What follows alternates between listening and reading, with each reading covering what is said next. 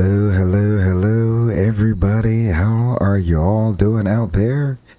My name is Gray Eagle, as I'm piloting my real-world A320 pilot, bringing my love for aviation and flight simulation to all you wonderful people. Hopefully, we're all having a fantastic morning, afternoon, evening, wherever you are around the world. Welcome, welcome, welcome.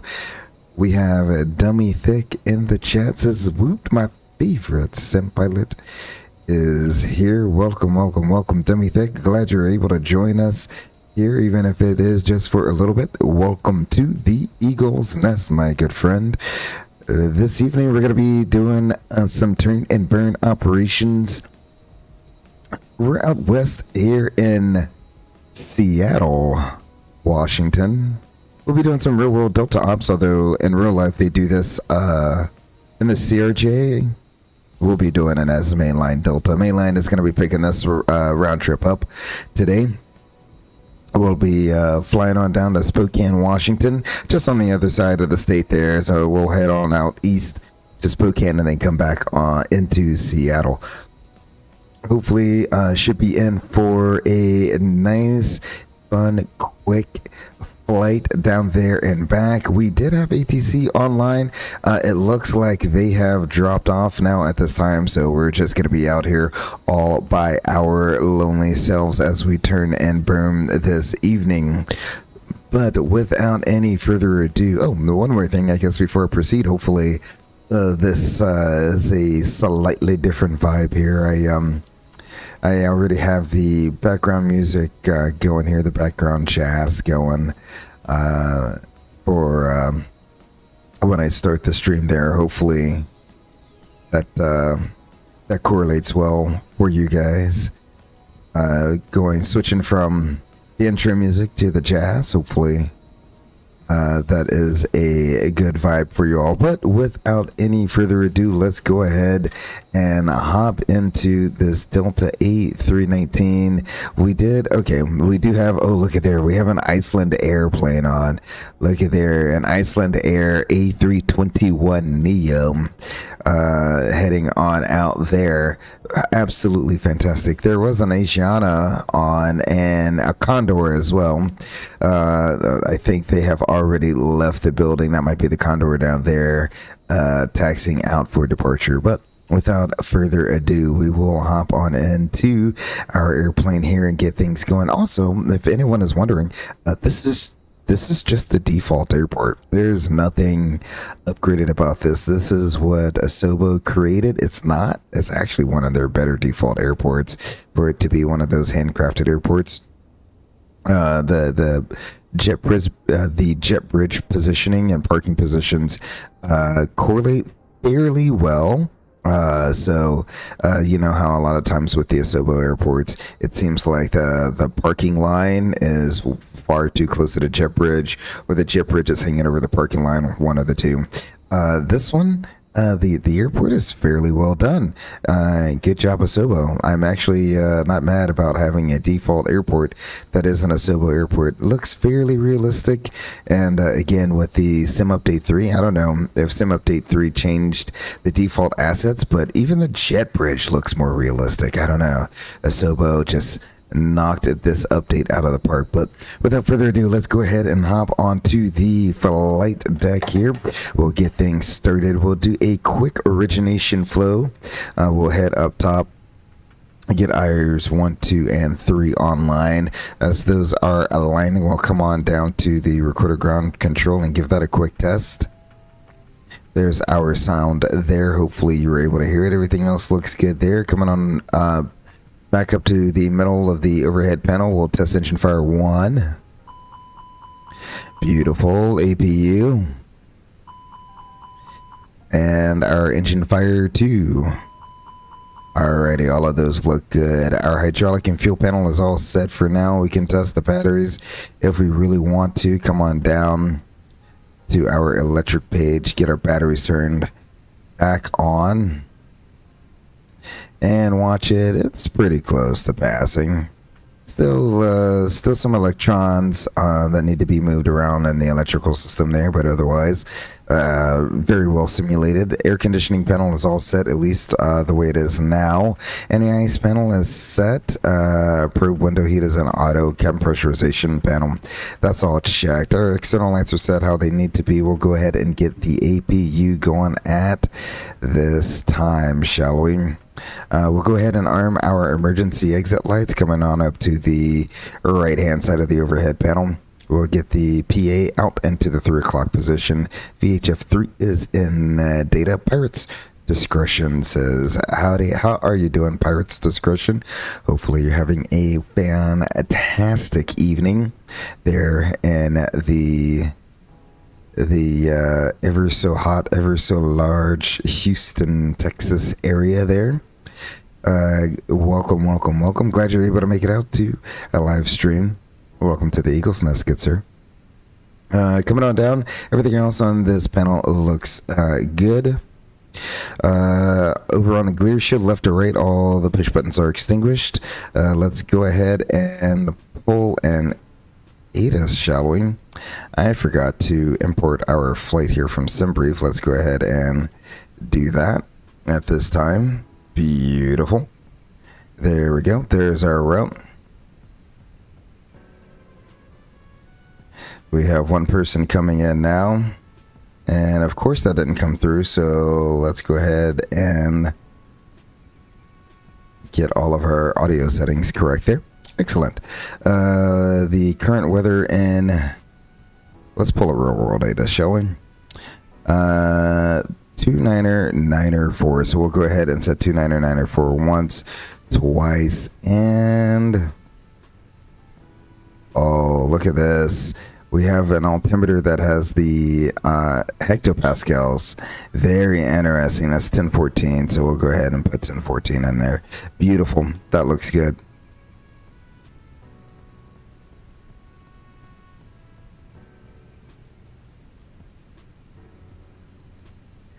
Beautiful. All right, let's go ahead and continue on our EFIS here. Everything else is set. Constraints with the flight directors on, arc and 10 nautical miles. That all looks good. There's our FCU here, digits and numbers. Let's go ahead and dial in 20. There's no ATC, so we'll dial in flight level 270. Get that set. All the other push buttons are extinguished. First officer's EFIS is all set, ready to go, and the first officer's clear shield, everything is extinguished. Coming on down to the main instrument panel here. Our display brightnesses are set how we would want them. Maybe I'll turn it down just a hair. There we go. Turn it down just a hair. PFD on the left, ND on the right. Let's go ahead and align our cage, our standby attitude indicator. That looks good there. Beautiful. Upper and lower ECAM displays are in the correct orientation. Brake fans off. Landing gear is down with 3 green lights. NA skin noticeable steering is on. We have the correct date and time, approximately correct date and time.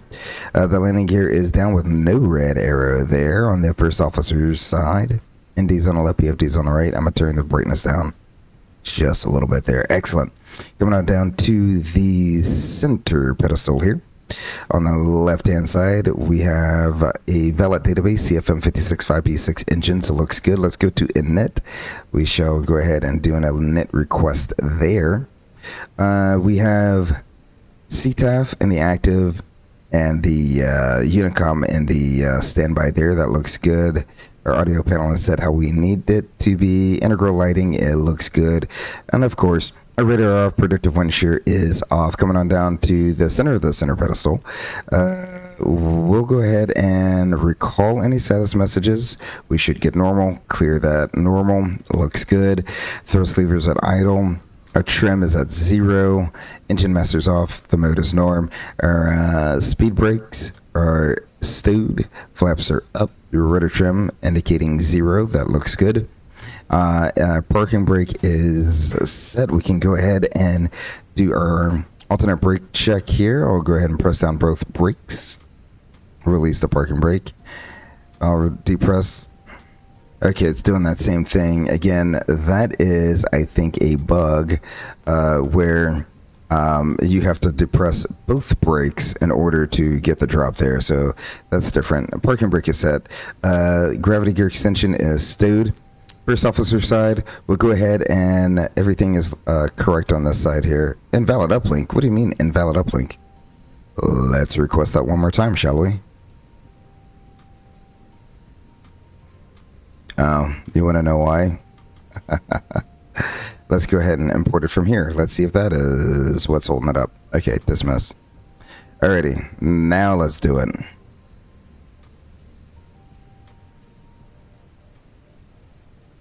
Flight plan upload. You know what? Why are you going to do this to me now?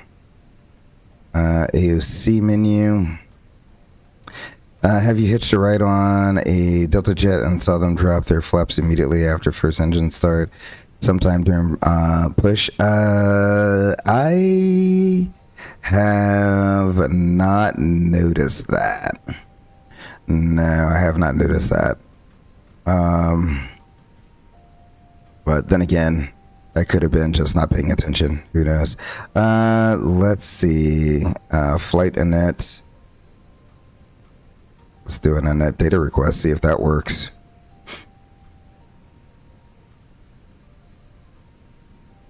And it could be... Nope, it all came in. It all came in. So I do not know why. So there's our flight init request. So it came in here, but it refuses. I know. Well, that is the 16th. And I thought I had the date and time correct on this because technically, you know what? It still should have been for no. No, that would have been the correct departure time. Because technically we're departing tomorrow. So we'll just hand input everything. I have no clue what is going on here. So that we'll just have a little extra programming to do. That's okay. That's a problem. Good old 21st century pilot issues, right?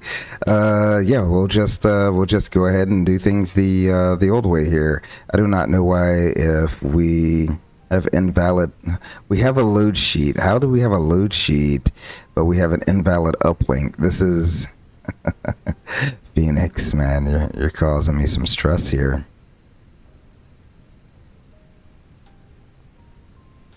Yeah, I have no clue. That's okay. We'll keep everything rolling like we should. Here we go. First officer side, we'll put them on VHF1. That looks good. Everything else is looking good. We'll put the transponder in on 2000 since auto ATC didn't kick on, and I wonder if that's one of the reasons why. There.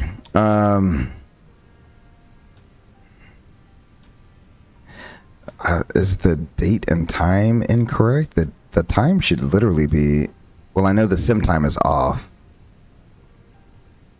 Oh, I wonder if that's why. Here, let me change the sim time to be this morning, and then we'll just... I was trying to do it so I didn't get that ADC delay where it's like... there we go. So now we are at... Re-import from sim brief. So now we are at...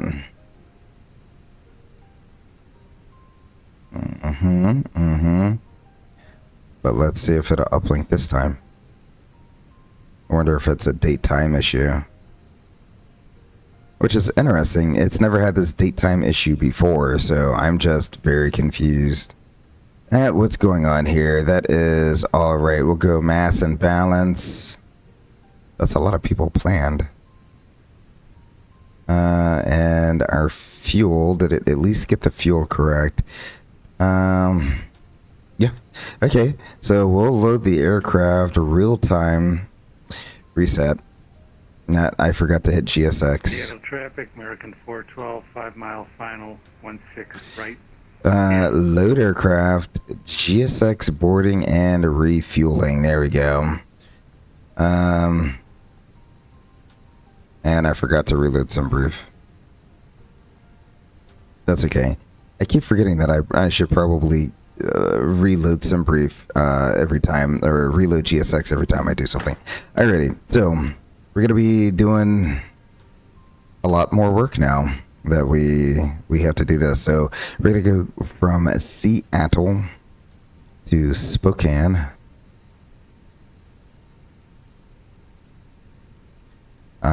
And we're gonna be DAL 3318. A cost index of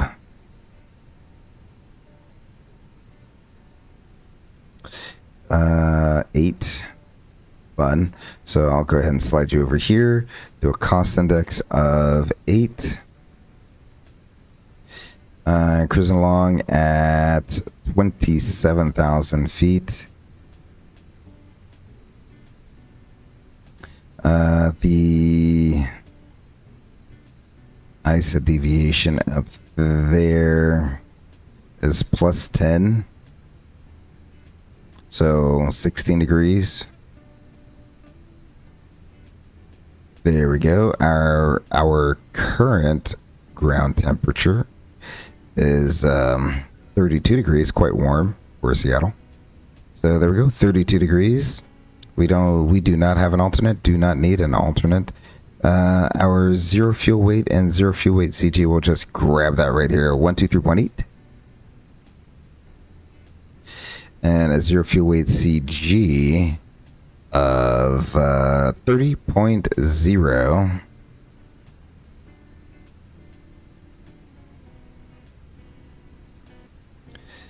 There we go. Block fuel is going to be 15.9. Route reserve 0. Beautiful. Seattle is departing on the 16s. So departing south. Go ahead and hide you. And I guess I can put you in day mode. Alrighty, so 16 left is what it's going to be for departure. 16 left. Gonna be on the Mountain 2 Seattle transition. So Mountain 2, insert that. Alrighty, beautiful.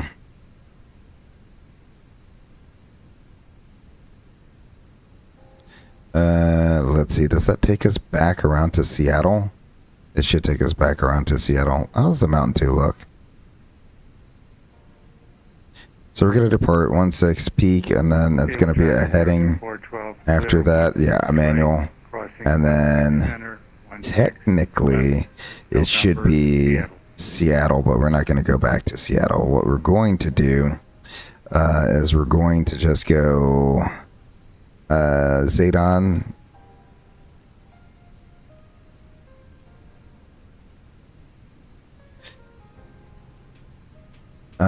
Then Zelak.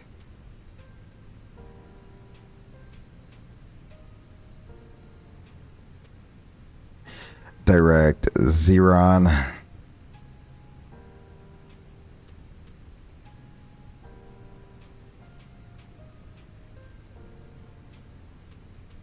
And then direct to Zoomers, and that's going to be the Zoomer 2 and the Spokane.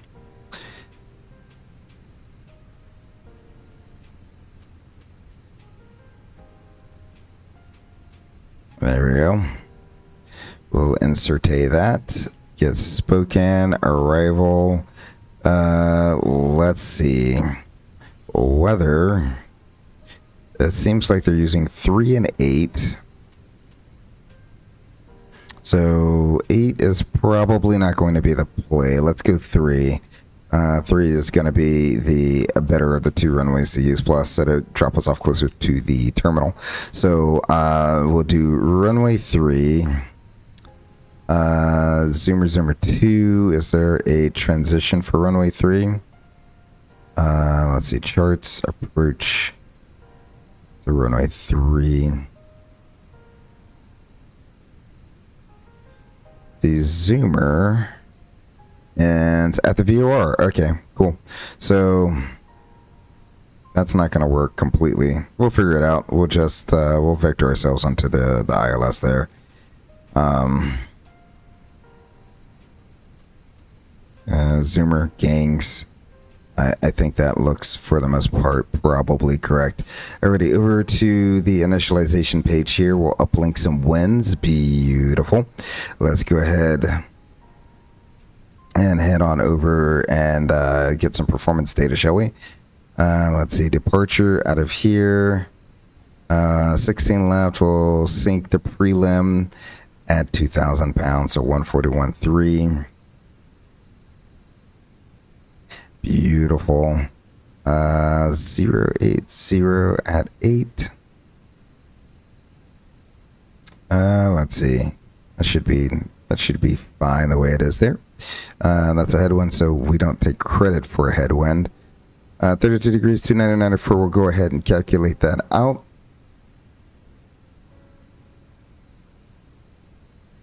Beautiful. We can go ahead and send that to our McDo. Flaps 1 flex is looking fantastic. Winds are uplinked. Beautiful. So we got 153, 153, 158. Flex at 68. That's flaps 1. We'll go ahead and copy over the active here. And we'll go on over to our descent page. A 290 knot descent. There we go. Beautiful. Excellent. Now we can go back through here. Oh, let me see. If we're doing a GS exporting. Okay, yeah, we do have people, so I'll know when we're done when the people are done. Alrighty. Beautiful. We have our fuel on board, so that is all good.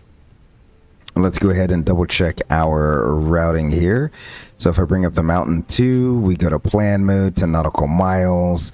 That is an overfly, so that is there, but it should be a heading. After that, you overfly it and then fly a heading. You don't fly a 015 course from peak. Neither here nor there. So we'll depart straight ahead to peak, and peak is going to be at or above 3,000. Then a 017 heading. We'll go direct to Zedon, direct to Zilak, direct to Zyran, direct to Zoomer for the Zoomer 2 arrival. So it's Zoomer and gangs. That's really the only thing there. And then from there, we'll figure out how to intercept the ILS. So Zoomer, gangs, and then the ILS is over here, which it starts at Jeddu at or above 4,400 feet. Yeah, that's this initial fix here. Okay, so that's at or above 4,400 feet. That's a crossing restriction there. Beautiful. And then Karut, it looks like it's going to be at above 3,900 feet, and then the runway there. Missed approach is going to be back out to the VOR and hold. So that all looks good. Beautiful. Let's go ahead and do a quick checklist here before every flight. So the IRs are aligned, the recorded ground control is on, our EFIS is set. Let's go ahead and put terrain on ND. Our parking brake is on and checked. ACP and RMP are all set the way we need it to be. Data, position monitor, and we're looking for Seattle to be at 4727.0, 4726.4, close enough. 122 and 18.7, 122, 18.0, that's close enough. That puts us on Seattle Airport. ND looks good. PFD, we have V1, Magenta V2, climate nav blue, flight directors 1 and 2, and we can go ahead and test our oxygen. That is all set there. So really, we're just waiting on our passengers to finish up boarding here. Let's go return. We have so many load sheets for some reason. Just an absolute plethora of load sheets. We'll accept that. Alrighty. Okay, maybe I will not mess with the date and time here. It looks like they are all done boarding. So with that all said, we'll go ahead and get our fuel pumps on.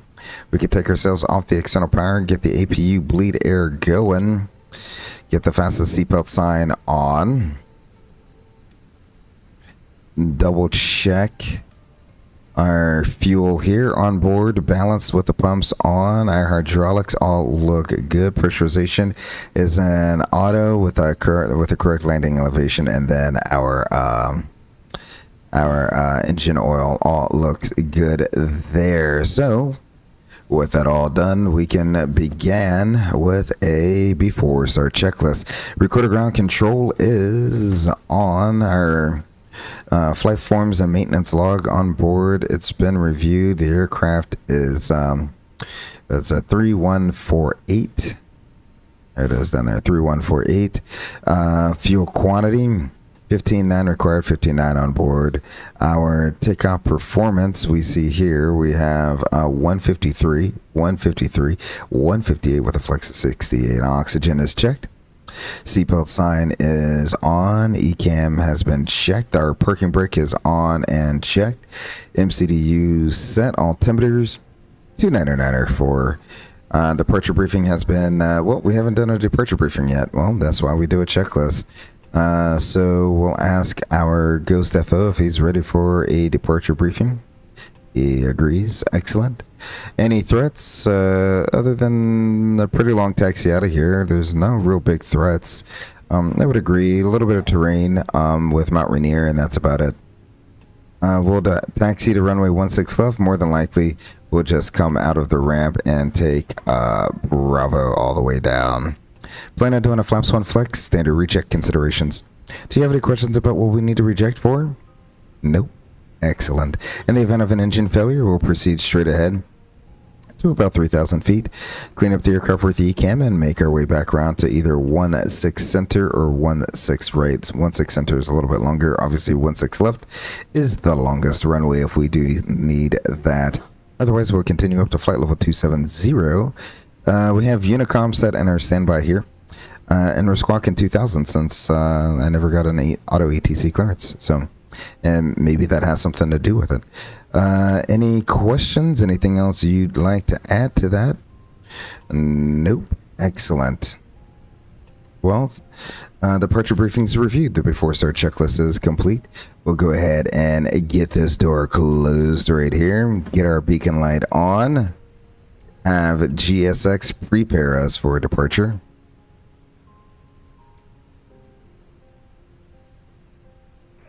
Traffic, ICE Air 680 coming out of the south ramp, taxiing runway 16 left. Let's go nose left, I guess. Ground services, we can disconnect the ground power as well. We have the final load sheet. I am not getting any audio from GSX. I need to do a little research on that just to see what's going on there. So I have no clue what that's all about, but that is quite all right. We'll go ahead and get the brakes released and see if they'll actually begin pushing us back here. While they do so, let's go to the fuel prediction page. It's your fuel weight of 123.8. That looks good, and 30.0. So we they loaded us exactly how we planned on being loaded, and GSX is doing its own thing. Beautiful. Where we are going, I have no clue. Let's go outside and see what's happening.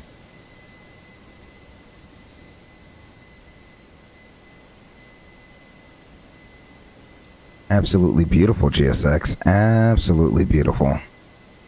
I feel like it's going to give me a nose. Nope. Nope. Do not know what it's doing. Francisco. Thank you. Welcome to the Eagle's Nest. Glad you have subscribed. Glad you're enjoying the content, my friend. Cheers and welcome to the Eagle's Nest. Thank you very much. Really do appreciate that. Alrighty, with GSX still bugging out here, let's go ahead and start an engine, shall we?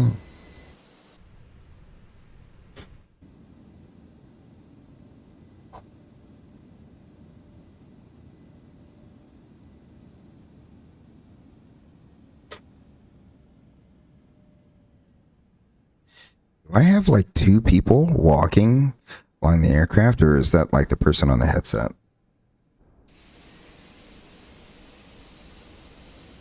Yeah, we can just go ahead and cut this short. Thank you.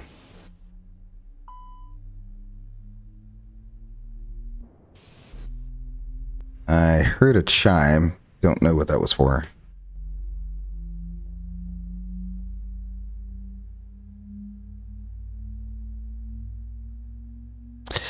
Francisco says, cool, these graphics are good. I'm a commercial pilot, instrument rated, hang glider pilot, and a sim pilot, Francisco. I mean, those are a ton of ratings, my friend. The hang glider pilot is cool. I would, that'd be kind of awesome to just be able to fly off the side of a mountain there. And just fly around, look at the beautiful earth below you. That's amazing. Do you go hang gliding often there, Francisco? Let's go ahead and let's see. They're disconnecting now. Let's get the other engine started up here, shall we?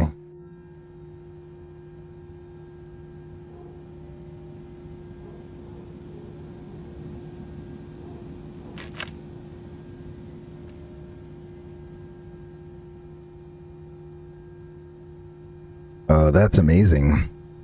With that, are you allowed to do like the paraglider? You know what I'm talking, the paramotor glider? That's something I've seen on YouTube a lot. As some people who have like the little paramotor, and they just fly around, and it's cool because they're never more than a few hundred feet off the ground, just buzzing around, man. It's quite awesome to see. And then obviously they can land in almost any field, so that seems like it's a ton of fun to do. Alrighty, sounds like we have two fantastic engine starts. I'm gonna bring this volume back down a little bit. I think I had it a little too quiet there, or maybe Fenix themselves have quieted down the volume from what I am used to there. So let's go ahead and go flaps 1, shall we?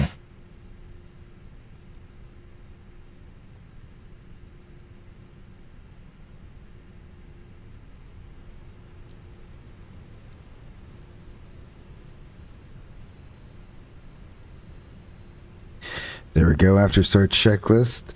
Engine anti-ice we don't need. Status is checked and our rotor trim is 0. The after start checklist is complete.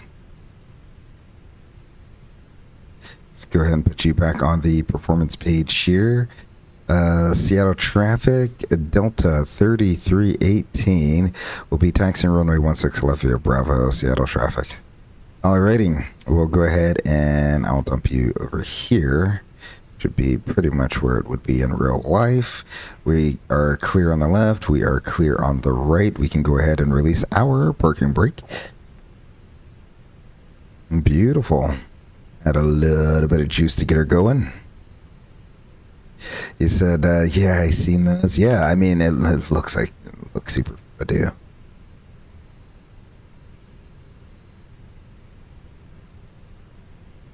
And plus, to me, I would enjoy that probably a little bit more than I've seen the thing where like, I don't know, it seems like 100 balloons, but like 100 hot air balloons take off and float off and into the sunset or something like that.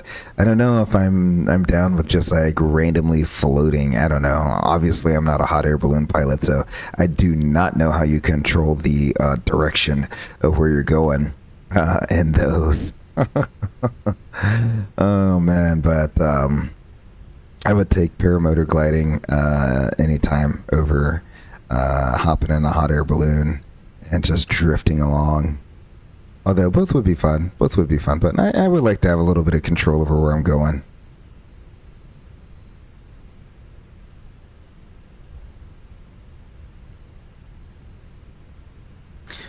The one thing that scares me the most is jumping out of an airplane.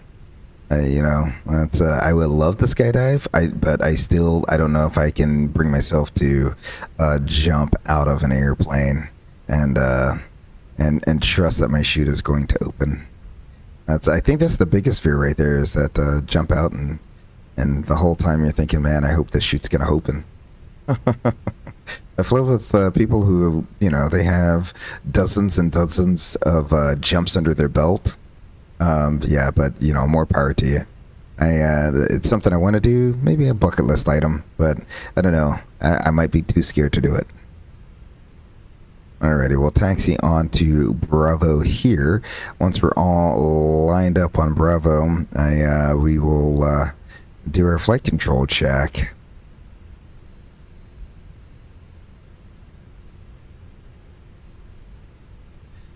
Alrighty. Get rid of you real quick. Full up. Full down.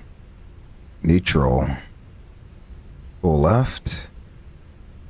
Full right. Neutral. Rudders. Full left. Full right. Neutral. Beautiful, beautiful, beautiful, beautiful.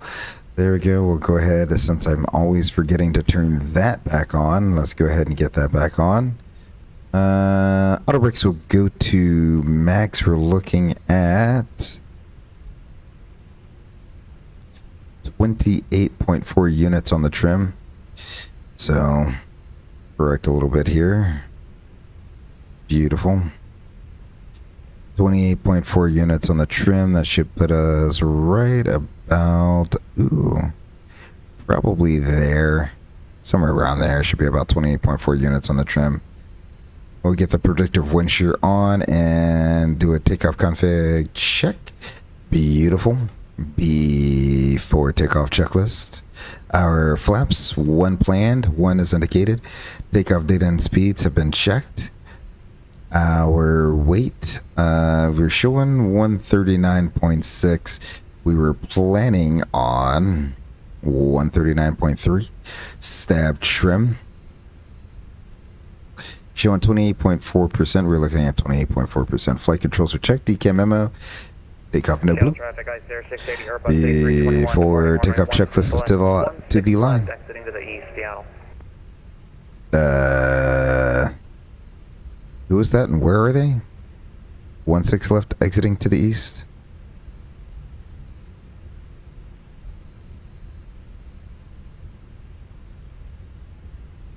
Oh, that's him right there. Okay. Beautiful. Is that that's the Iceland Air. Oh wow. Beautiful. I really do like Iceland Air's new livery there.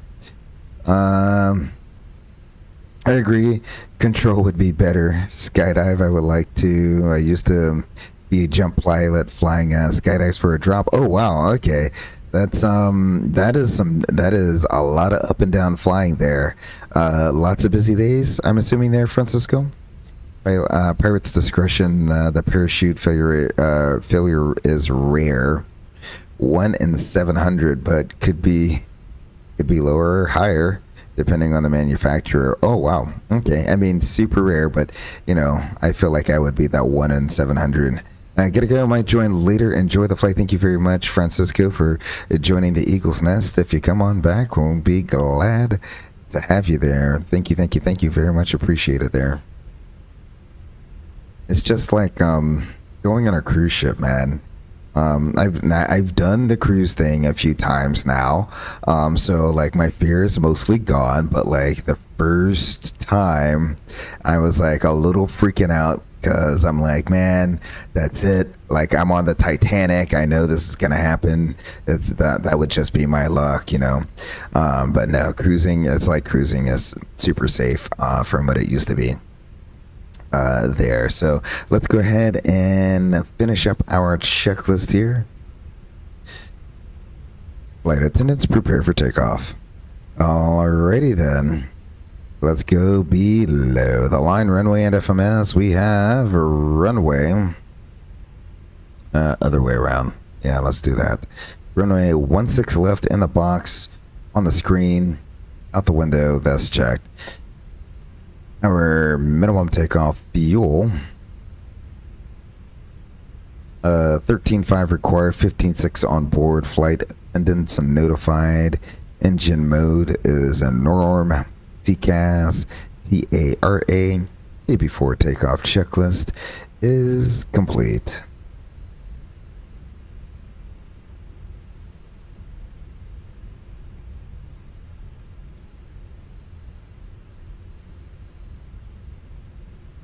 I took Beanie Babies Gaming's Beanie Babies. That's weird. Beanie Baby Gaming. I think that's the correct way to say that.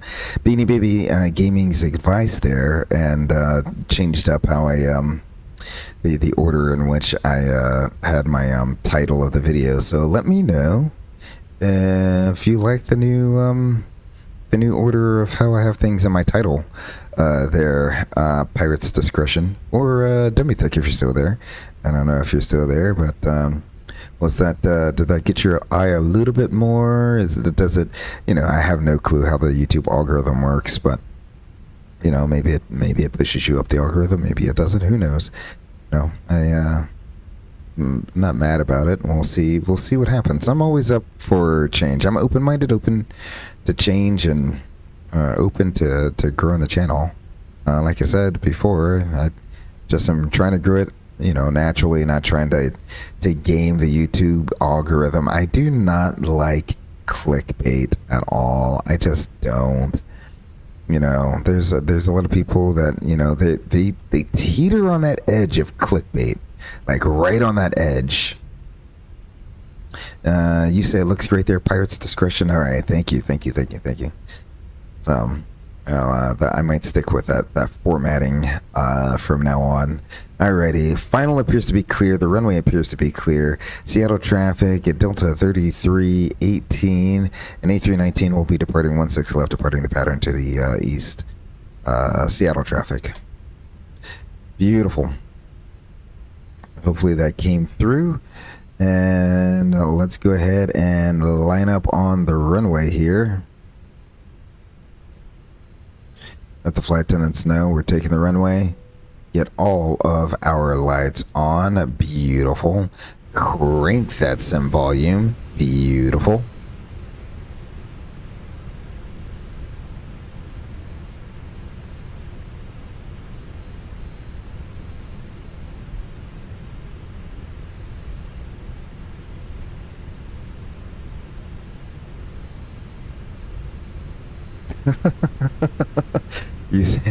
You say my biggest pet peeves when the streamer doesn't put the route in the title.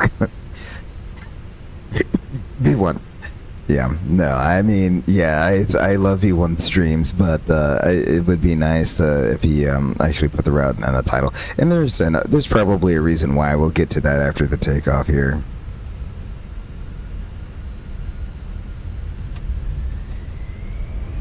Flex. Thrust set.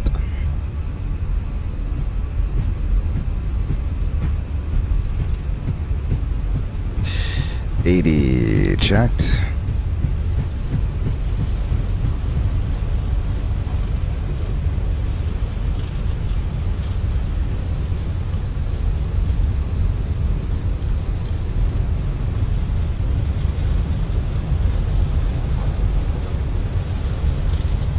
B1 rotate.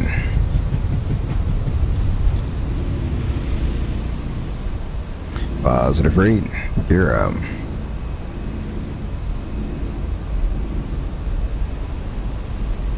Beautiful.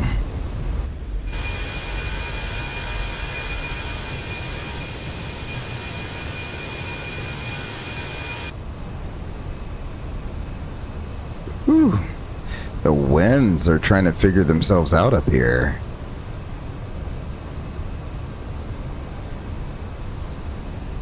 Alright. Climb is set there. There we go. We got the wiggles out. Look at that. Seattle is so lush and so green. I mean, that's Washington for you. So lush, so green. Look at the beautiful, and just so many trees. Even though it's a big city, it's just they keep their city looking beautiful and green and luscious. Absolutely love it. Alrighty, some volumes coming back down to a slightly more reasonable level there. Beautiful. Flaps up after takeoff checklist.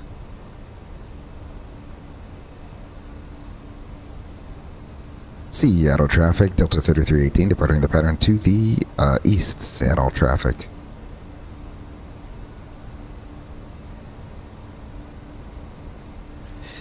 Beautiful. beautiful. We'll go ahead and turn autopilot 1 on. Let's go ahead and get our direct to... Is it peak? Well, I already forgot what's the first fix is. It's Zadon. Why is peak? Oh, peak is straight in front of us. That's why. No, it's direct to Zadon. There we go.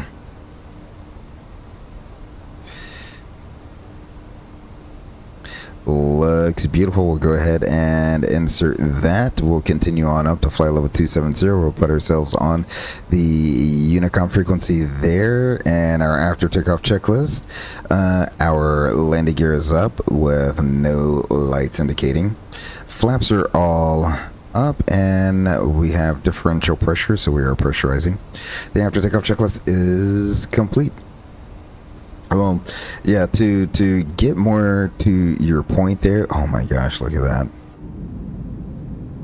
that. To get to your point, probably, I think the biggest reason why V1 doesn't put in his the route in his thing, in his title, or his little, you know, thumbnail preview picture, whatever you want to call it, or in the chat, you know, whenever he's getting ready to do it, you know, sometimes people will put the route in the chat, is you know, with as many followers as he has, with as many subscribers as he has. I mean, I've been on his streams when, let's see, I think when the 321 and 319 were about to drop, I think he had 1,000 people, something like that.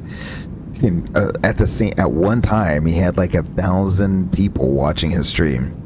Could you imagine if he put Seattle to Spokane in his thumbnail or as the description on the video, how many people would be flying along with him?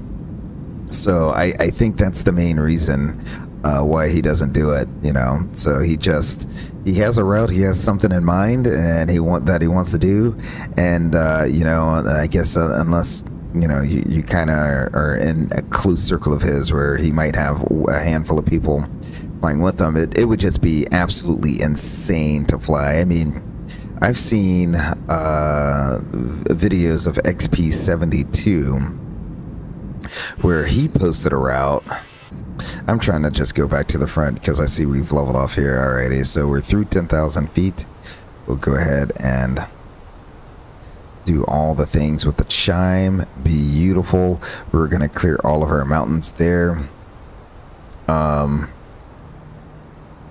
Oh, is that Rainier? Yeah, that's Rainier out in the distance. Beautiful. Absolutely beautiful.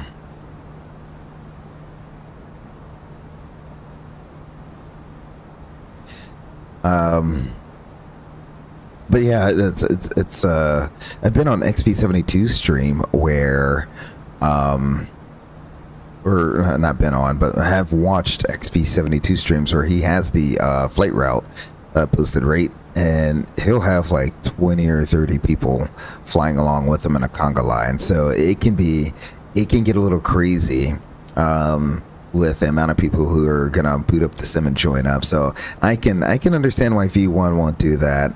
We have Beanie Baby Gaming in the house. He says, yo, welcome Beanie Baby Gaming. I was just giving you a little shout out earlier, asking you how about that the title this time. Pirate's Discretion says he likes the title. So definitely might be a keeper there. Beanie Baby Gaming, thank you very much for that input. If you all haven't seen Beanie Baby Gaming's channel, he is an absolute wizard when it comes to how to move the camera around and recording flights and stuff like that. So go ahead over to his channel if you can. Give him a like, give him a subscribe. He'd greatly appreciate it, and so would I. Beanie Baby Gaming, welcome to the Eagle's Nest, sir. How are you doing this evening? I see you made the change, yes, sir. Yes, sir. Does V1 not tell anyone the route? No, not that I'm aware of. I don't know if a certain level of members will actually get access to know what the route is. I mean, really the only time he'll probably say it is if he doesn't know where he wants to fly into, and he puts it up as a poll. But usually his polls are what airplane to fly versus what route to fly. So, and which, like I said, that's probably a good reason that he doesn't put his route out there. Do you think Beyond ATC is the way of the future? I personally believe it is, and I would be fine with that. You know, I need to try. So I'm kind of stuck right now, Beanie Baby Gaming. Let me go over. Let's go up front here. We'll get the wing lights off. Beautiful. And we'll go transition standard. Nope. Nope. There we go. Standard said once, twice, and thrice. Beautiful. We'll go ahead and zoom you out just a little bit, and we will also get our en route jazz music going on there. Beautiful. And while I'm thinking about it, let's go ahead and see, does Spokane have a CTAF? They do, 18.3. So we'll go ahead and pre-select 18.3. We've already reviewed their arrival, so I'm in no rush to re-review the arrival since that's already done. The only thing we'll have to do is just a quick arrival briefing. It's a beautiful day, so not anticipating it being a crazy long briefing at all. Let's go ahead and zoom you out one more time. There we go. Beautiful.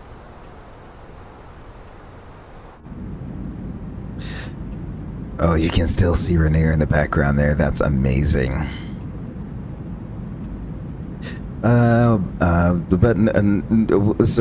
okay, Pirate's Discretion. I'm kind of like stuck. I would like to get one or the other. Like I'm on the Say Intentions Discord, and I've been, seeing the updates that they have been dropping, and I'm really liking what they're doing over there. They have a pretty good, to me, I think they do a pretty good job of making the product stay as cheap as they possibly can, given the price of all the technology that they're using, right? So I'm tempted to go that way, because I've been following both Sea Intentions and Beyond ATC.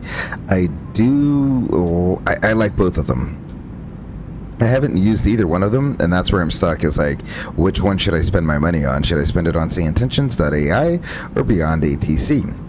I think Beyond ATC is a little further ahead in terms of traffic injection, and separating traffic on the ground, and how they handle traffic in the air. But Say Intentions is also, they're right there. Like Say Intentions, I think is that's the wrong button there. Say Intentions is pretty much right there when it comes to traffic injections, how ATC handles traffic as well, and separates traffic and prioritizes traffic. So that's where I'm kind of stuck, is like, which one do I spend my money on if I'm going to do one, because that would just take the experience to a whole nother level. I mean, it's fun flying online, but why fly online if there's going to be no air traffic control, and no other airplanes, right? That's the other thing, is like, you want to fly with other airplanes around, moving around, and the airport, you want the airport to look alive when you're flying.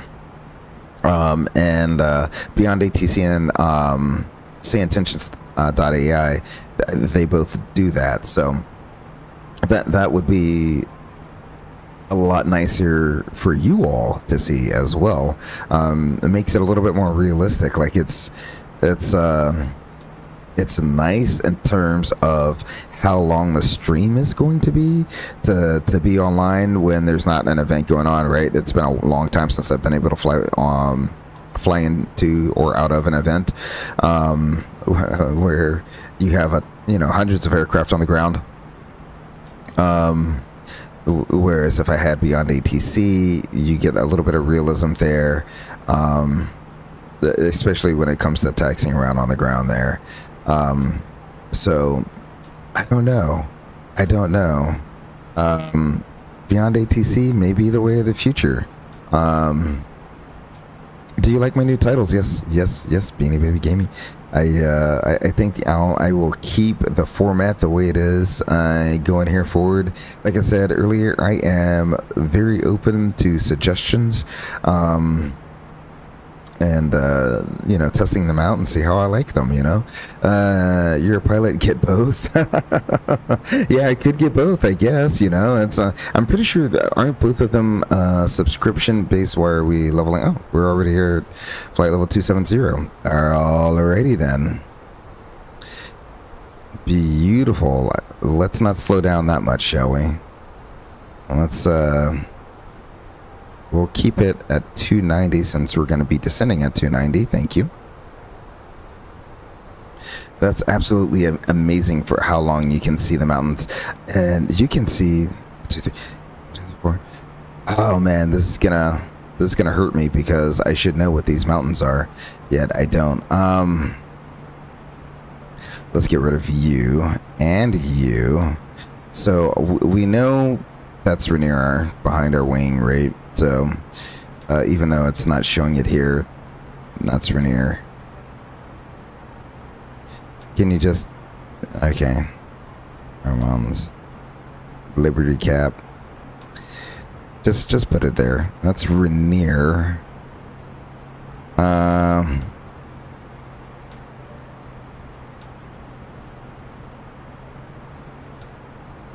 man, that's gonna... You're gonna have... I think Adams and St. Helens. If you distinctly see 4 mountains here. I don't know the order in which we're seeing them in right now. And this is not giving me mountain names. Mount Adams is the furthest down to the south there. So that would probably be that one as Adams, I would think.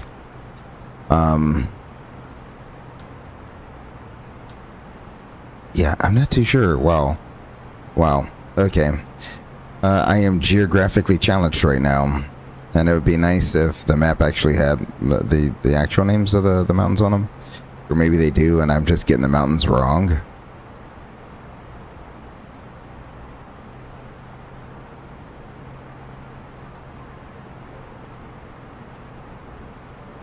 Yeah, okay, we know what Mount Rainier is. But yeah, so it's Rainier, Adams, St. Helens is one of the smaller ones though. Hood, Mount Hood. Is that so? We got Rainier, Adams, Hood, and I think that might be St. Helens there.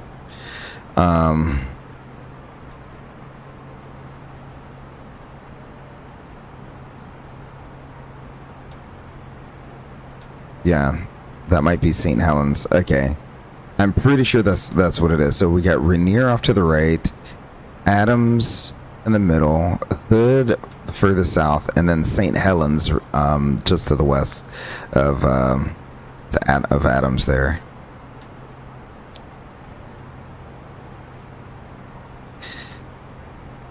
Beautiful.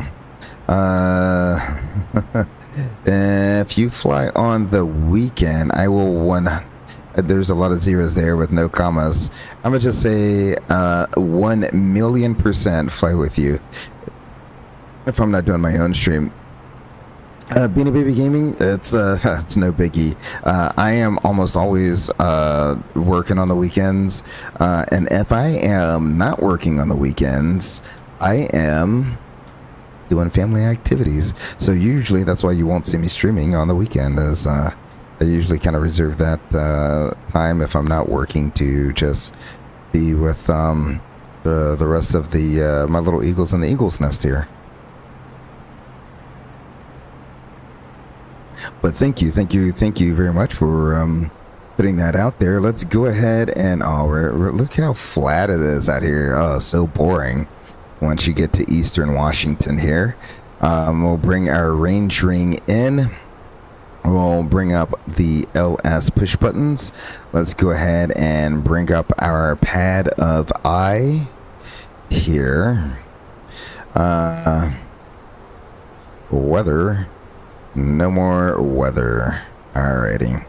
So we'll bring up a METAR here, 060 at 8, so they're probably still using runway 3. Beautiful. We'll go over to performance approach page here. We want 060 at 8. The temperature 26 degrees and a QNH of 3015. The bottom of the ILS is going to be 2585. We use full flaps, low auto brakes, just because it's easier to let the aircraft slow itself down in the simulator. And what is the landing elevation out there? Again, it is 2,300 feet. So at 12,300 feet, that's when we go back into sterile. We need to let the flight attendants know we're back in the sterile with our double chime there. Beautiful. We'll be doing a visual. We'll back it up with the ILS to runway 3 into Spokane, Washington. Full flaps, low auto brakes. If we need to go missed, we can do a soft go around. And probably this is a left-hand turn, so we'll do a left-hand pattern to come back around to land. And when we do land, wrong one, let's plan on making a left-hand turn off on Alpha 3, and we'll taxi down here to we'll probably just taxi Tango 4 into the ramp. We're going to be parking Bravo 1. That's where we are going to be going. I have a video coming out this weekend. Ooh, okay. Beanie Baby Gaming. I will hop on that when it releases then. Let's see here. I think that's everything. 11,002 feet of runway. So plenty of runway. Don't need to do a landing assessment. And do you have any other questions or threats? Nope, everything is pretty straightforward on this one. I do like it. Let's see. Let me bring back the iPad. I got rid of that too soon. Is there a bottom side on the arrival? No. Okay. We just need to cross. There's a Jeju at above 4,400 feet. So let's go ahead. Let's put 4,400 feet in. Actually, let's do 10,000 feet for now.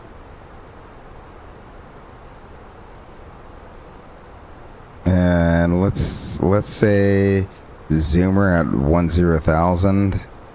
Let's begin our descent now. Let's see where that bottom of descent arrow is going to be. If we get zoomer at 10,000, we should be in a fairly good position to intercept the ILS here. So we shall see. It is difficult a lot of times when you're going to a lot of these smaller airports. I mean, even though this one does have an arrival, it kind of doesn't really link up with any approach. Maybe it links up better with the other runway there, but this one not so much. So you kind of got to do a little descent planning here. And in that case, we can go open descent and see where that... Okay, so it's going to be right over zoomer.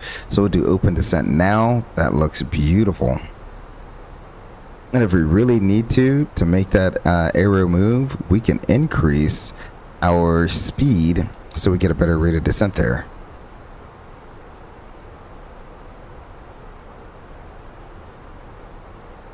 Look at my stream title for tomorrow. Let's see, what do we have on Beanie Baby Gaming? Let's see, hold on.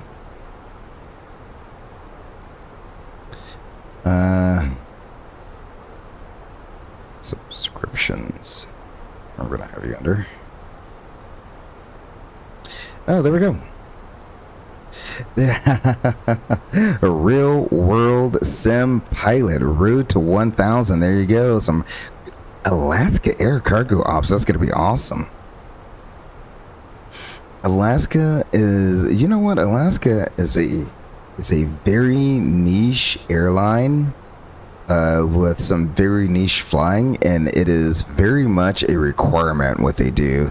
There's no sugarcoating it. Like, you don't have Alaska Airlines.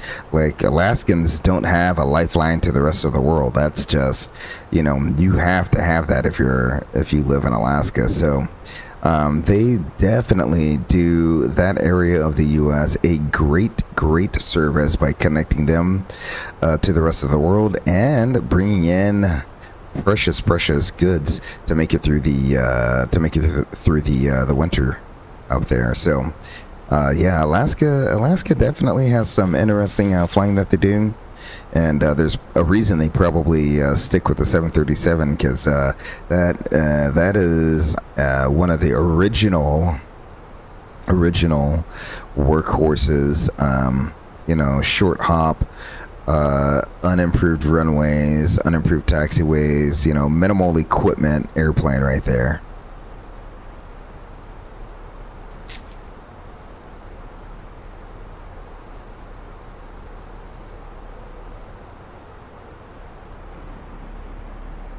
Oh, so flat out here. So flat out in eastern Washington.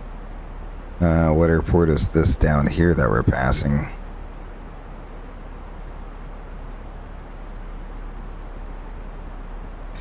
Moss Lake.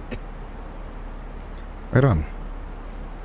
The iPad has been greatly improved. I'm glad I can zoom in, zoom out now. I don't get that gray screen that will stop loading. So excellent work, Asobo, with this sim update. It really has improved greatly my quality of life here. We're through 19.5. I'm gonna go ahead and get our wing lights back on. We will go ahead and pause our in-flight jazz music there as we prepare for our arrival. The altimeter is going to be 3015, so I'm gonna go ahead and we'll set 3015 once. That's going to be 1021. All right, twice.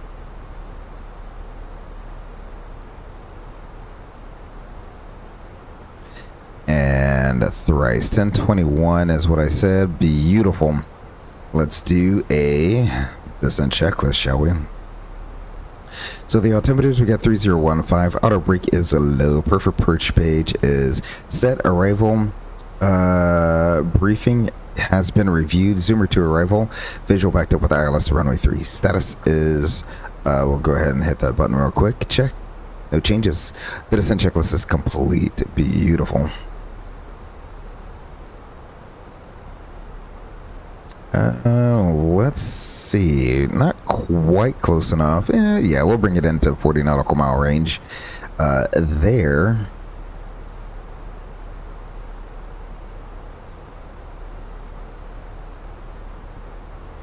So what I will probably do is we'll speed it on up, get that descent rate going a little bit quicker. I want to get down to Zoomer at 10,000 as soon as I can. That way I can bleed off that airspeed and go down to 4,400 directed Jedju. I'm not saying that correctly. You know what I'm trying to say. Jegdu. There we go. Beautiful.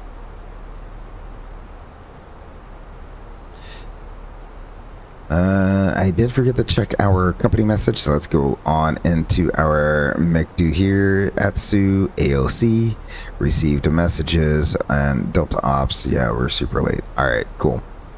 Put that back, and let's go performance, shall we?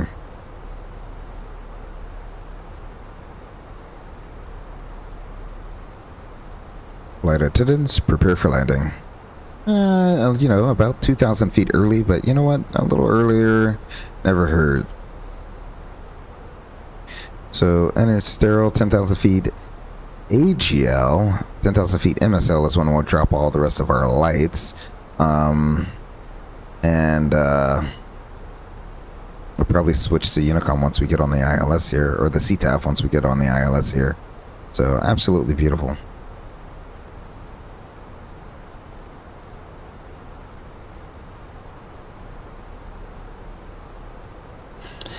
You said I need to figure out if I have homework, but most likely will be live by then. Beautiful. I am flying in the DFW event on Friday. Oh, awesome. I didn't know there was a DFW event. I used to look up the VATSIM events when I had the time to, but now I just don't even when I'm off.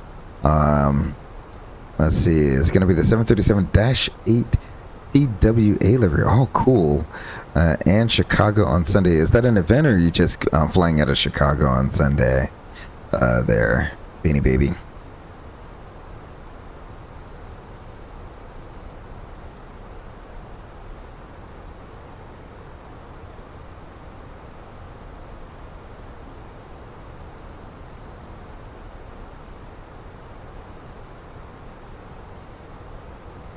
Alrighty, we're leveling off here at 10,000 feet.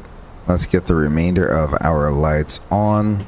We'll go ahead and slow on up to 250 knots. And we'll go ahead and also, once Alt Star is gone, I'll do 4,400 feet and direct to Jeju. I am not getting that correct at all, so we'll switch that to hundreds, scroll it all the way down to 4,400.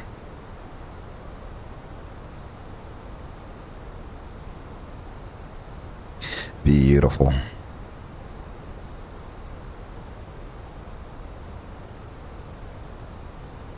The flight was long. I was going to bring up airline economics. Airline economics makes absolutely no sense. I do not know how airlines make money.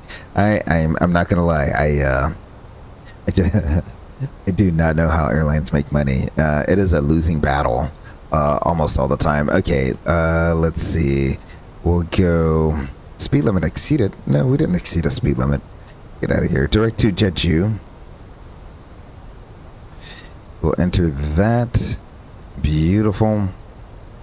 To stay ahead of the game, get the speed brakes out.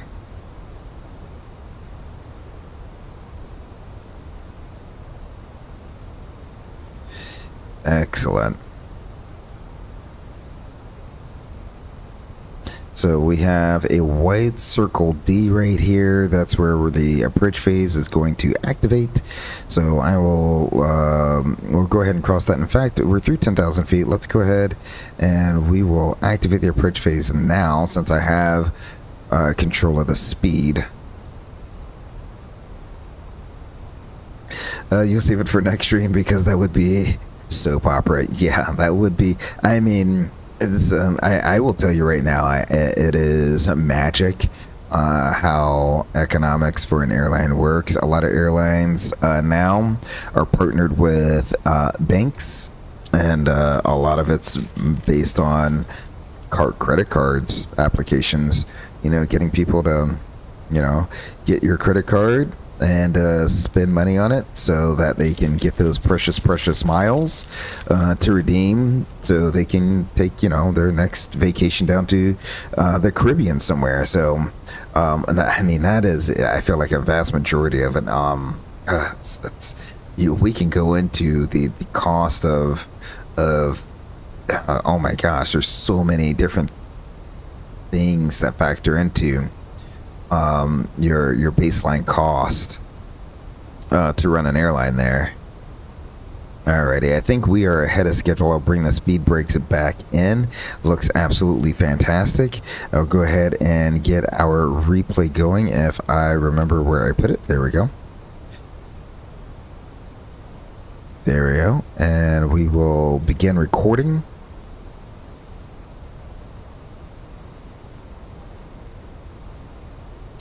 And we are recording our replay here. Beautiful.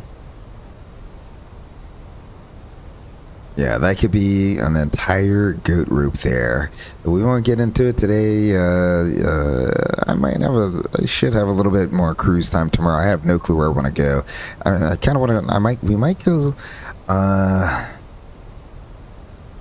might do some, I'm thinking either old school Alaska ops, because remember Alaska had the A321s.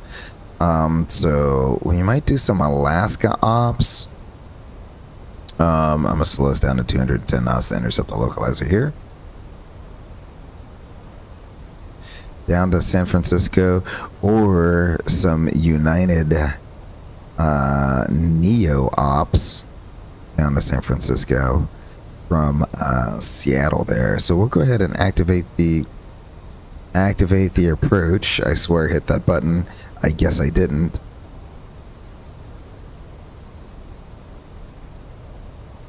Flaps 1, speed verified.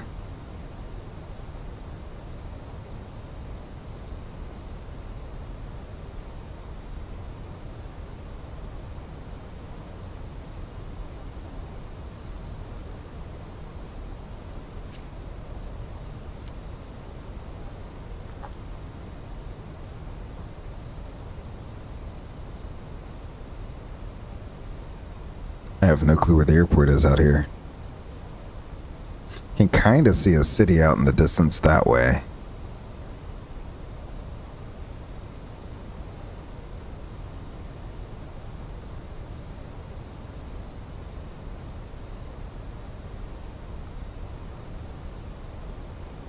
I think that's the airport.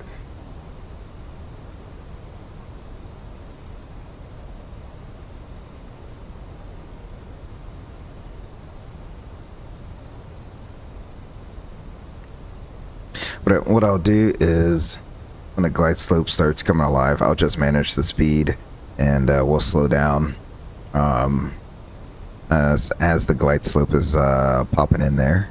So that's the plan, at least for now.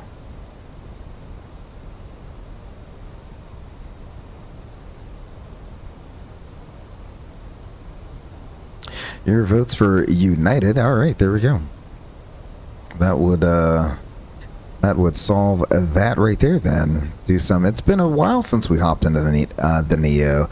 I've actually been avoiding the Neo, the Asobo Neo, simply because it had a few bugs with it, and I forgot what they were, but it kind of made it a little unflyable, in my opinion. I know the McDo is different. They have a Honeywell McDo versus a Thales McDo. Small differences there, but I think there is some programming in terms of the vertical profile that was just a little off, in my opinion. Again, my opinion. I'm sure it's a good airplane, but you know, it's not nearly on the level of the Fenix there. So glide slopes coming in. I went ahead and managed our speed, so you can see our speed bleeding on off quite beautifully there.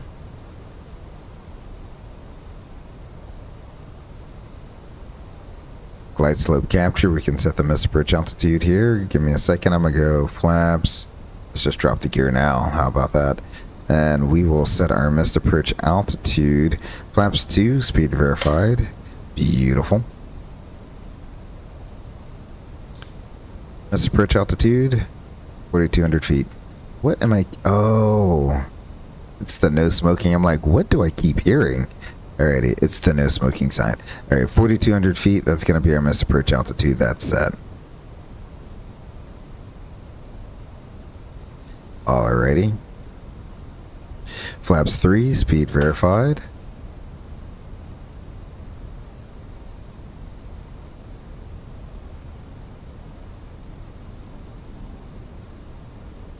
And flaps full, speed verified. Before landing, checklist altimeters. 3015, 3720.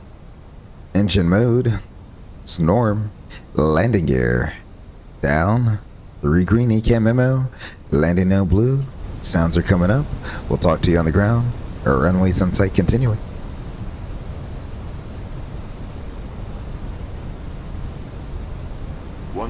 Stable.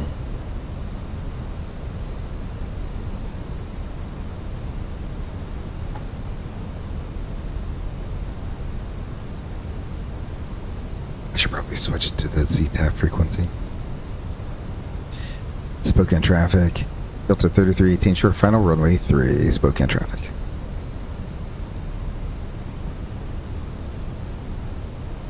Yeah. Happy's not the most visible, but I see it out there.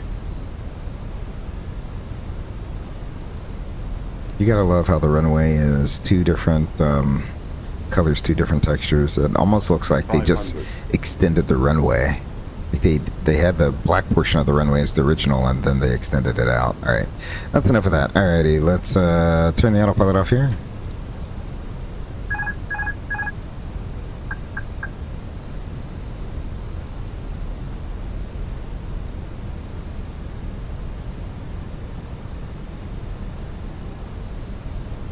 Above.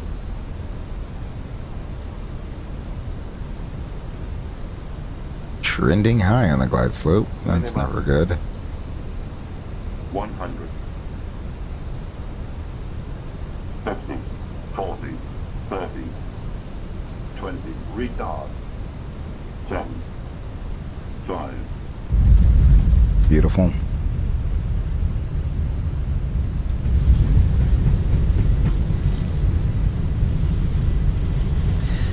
Man, the new flare logic just feels so much better.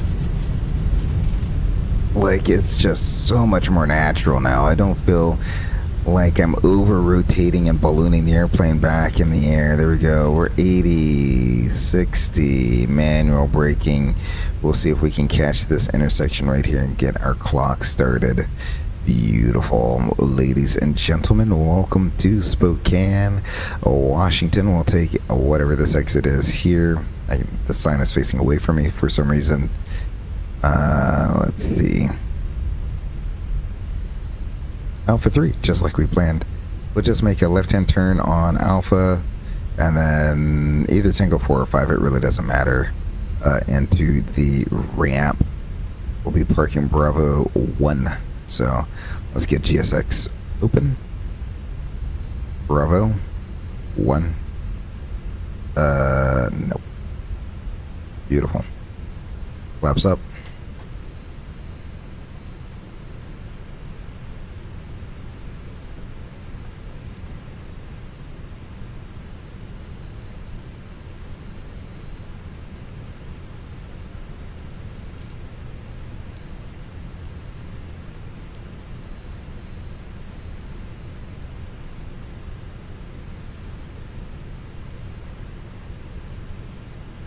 Alrighty, we'll go in right here, make another left-hand turn.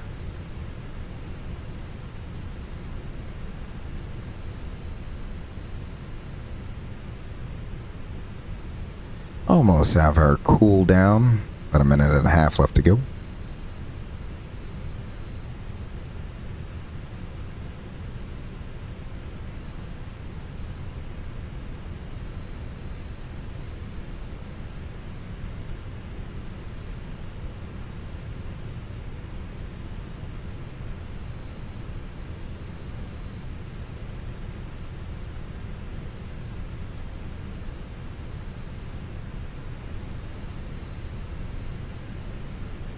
Do I see? Yeah, okay. It's kind of hard to tell, but I think there's people there at Bravo 1.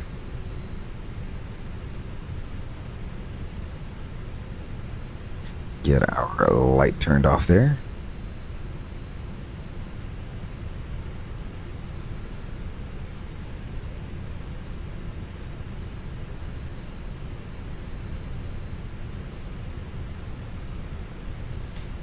Where's my human at to park me?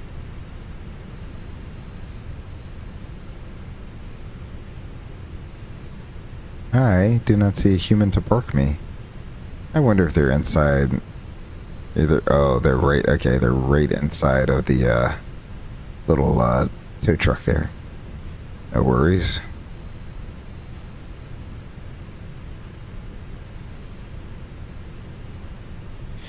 Alrighty. Cooldown time has been reached.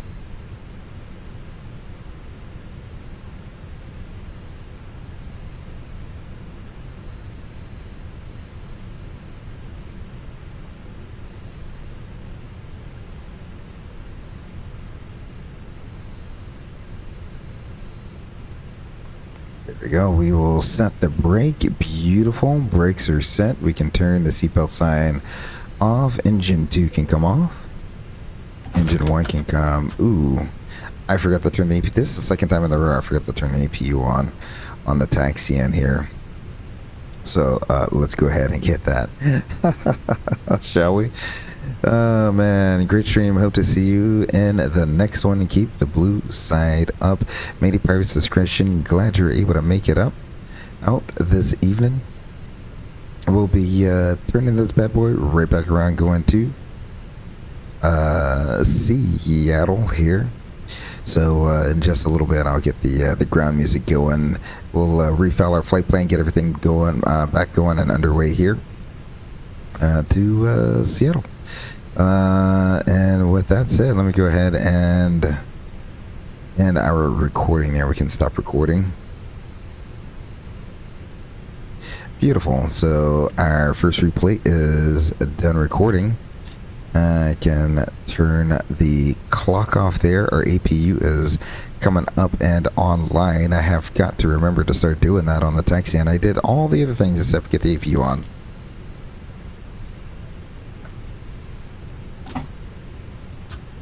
I like that. Keep the blue side up or the greasy side down.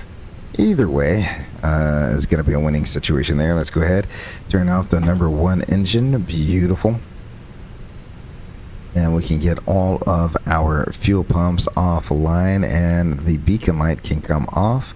We will double check all of our services. We can okay. We'll request deboarding here in a second.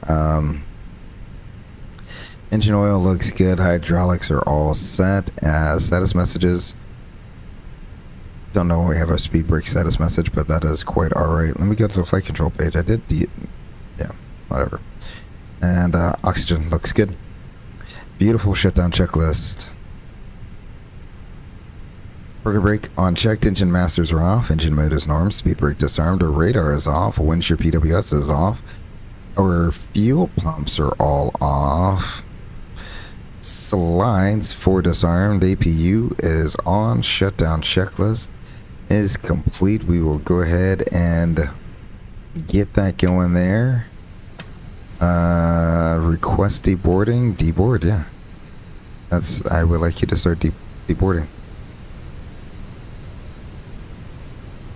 Or does GSX need to do the deboarding? I don't know. Interesting. Oh well.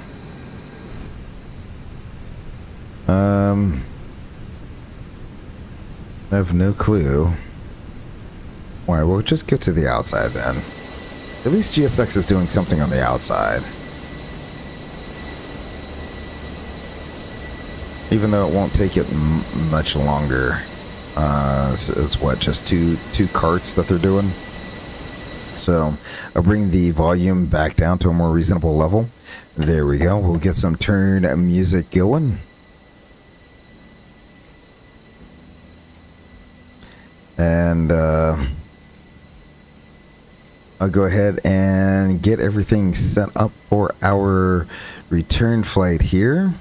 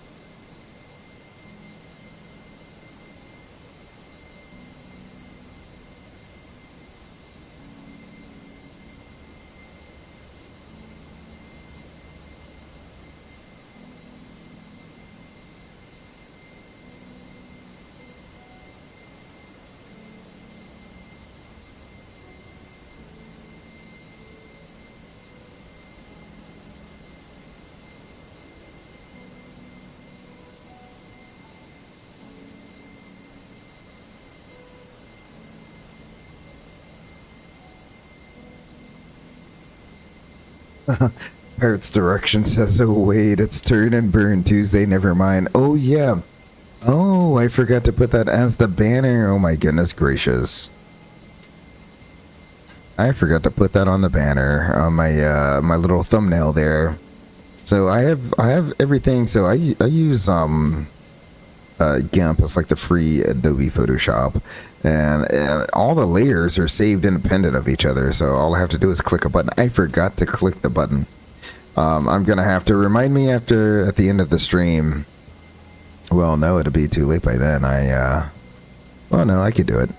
Remind me at the end of the stream to go back in and change the thumbnail so that I have the Turn and Burn little banner at the top of the screen there. I completely forgot to put that in there.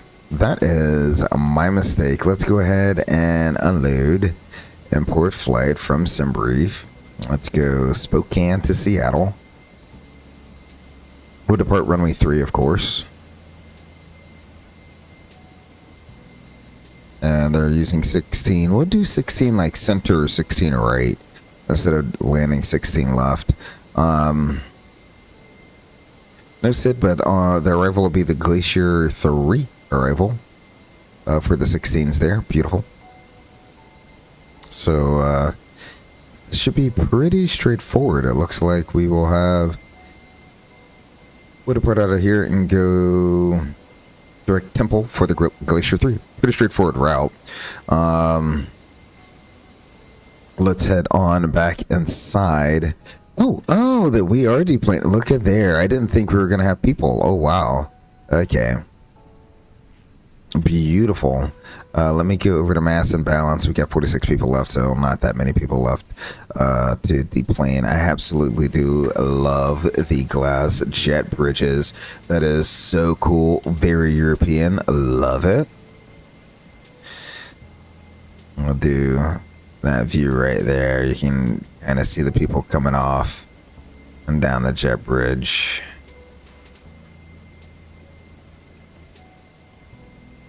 There we go. We'll do that view right there until they're done deplaning. So what I will also do is this time I'm going to do GSX first. I'm going to reload GSX and re-import the SimBrief into GSX there. And hopefully that'll be a little bit more realistic. There in terms of how many bags are going to be loaded onto the airplane. So there we go. This time we do have an auto ATC. 5224 is going to be our squawk, and that's about the only real big change that's going to happen there.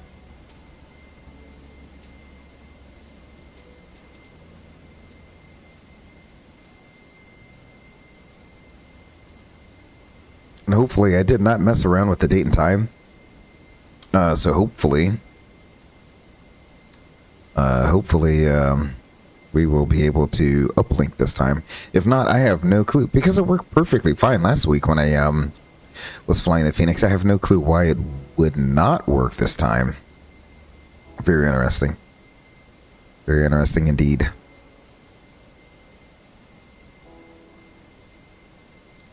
All right, it looks like our last passenger is making their way into the terminal at this time. Yep, we have 0 persons boarded. Our flight attendant has officially disappeared. Yes, they have. Beautiful. Let's go ahead. My flights. Import the next flight. GSX. Reload SimBrief. Reloading SimBrief. SimBrief. Okay, there we go. Excellent. So showing deboarding. Don't know why you would say deboarding. That is what it is. Mass and balance, 146 planned, 16.5 on our fuel. That number sounds about right, 16.5. Excellent. Let's go ahead, load aircraft, GSX boarding and refueling. There we go. Beautiful. So we'll start. We have almost all of our fuel on board, so we don't need to take on much fuel. We can get right into programming the FMGC here. So let's go back to the init page. Let's see if it will init request this time. Make do at Sue on the first officer side. AOC menu. Let's check our received messages.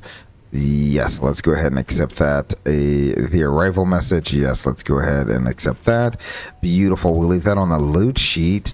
We got Spokane, Seattle. Yay, it uplinked. We're going to be DAL 3318. There we go. Absolutely beautiful. A cost index is going to be, I need to re-import this. Oh, no, that's right here.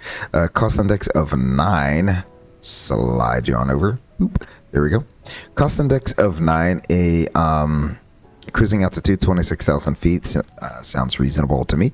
For this short of a flight, the temperature deviation is +10, so 16, -16.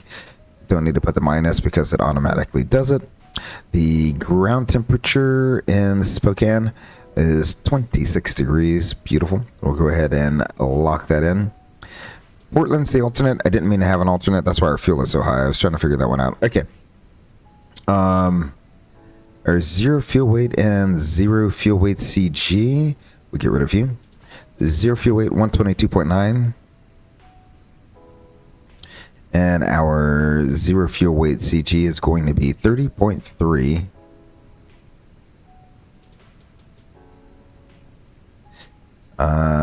We'll bring you back with a block fuel of 16.5. 5% is going to be, or 0% for the route reserve there. Alternate of Portland 2.6. It is what it is. I'll put that in there since we have an alternate. Do not care. Spokane out of here. Departure runway 3. There's no SID. I guess we could do the Spokane 7. Let's see what that looks like, shall we? SID Spokane 7 departure. We'll go ahead and pin that. There's nothing really to the Spokane 7, so why not?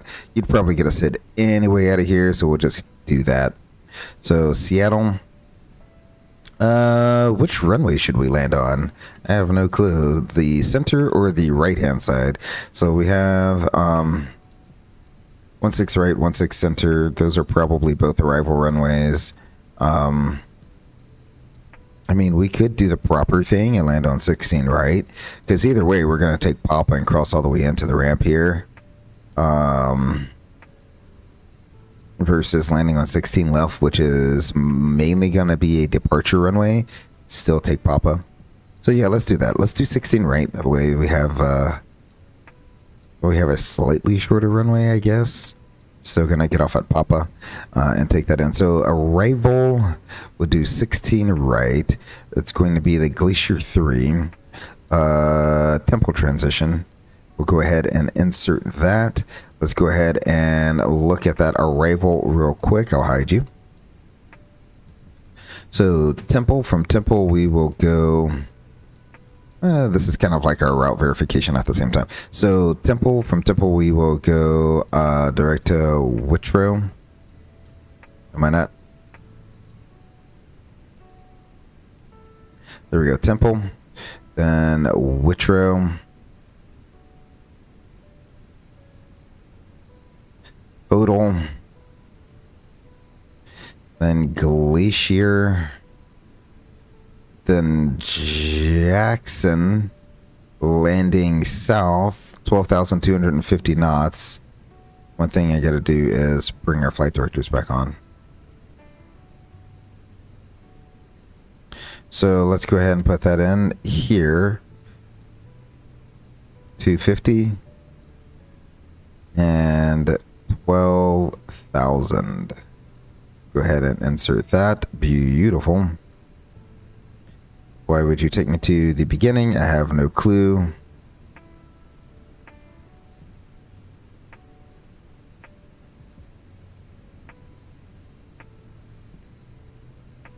Not too sure why we have dash lines going on right now, but we'll get the nav in here in a little bit. Woody, and then we have Heather at 12,250. Oh no, that's landing north, and then from Heather we'll go out. So okay, then it picks up the ILS going on the 16 right. Very funky, but that's how that goes. Alrighty, beautiful. Why am I getting dash lines? We need to manage that. Let's go ahead and put flight level 260 in here, since that's the altitude we'll be going to. Beautiful. Let's go back to the init page. Winds, we shall uplink some winds. Performance page. Runway 3, we'll sync the preliminary load sheet. 141.1 is what we're going to be looking at here. We don't take credit for headwinds unless we absolutely need it to get out of here. We shall calculate that and send that to the McDo. 148.49.53 with a flex of 63. So let's go back down here. We have 148, 149, 153, flex 63. The winds are uplinked. That is good. Let's go to our descent page here. 290 knots in the descent. I might actually, in the cruise page, since it slowed down so much, I don't know. I might modify our cost index once we get up to cruise. Alrighty, beautiful. Secondary flight plan, easy squeezy. We can copy that on over, and we can go ahead and look on over here. See if our Ghost FO is ready for a briefing. Yes, you are. Excellent. What are your threats? Well, pretty straightforward out of here. Not really worried about the rain, and the taxi is straightforward, so I don't have really any major threats.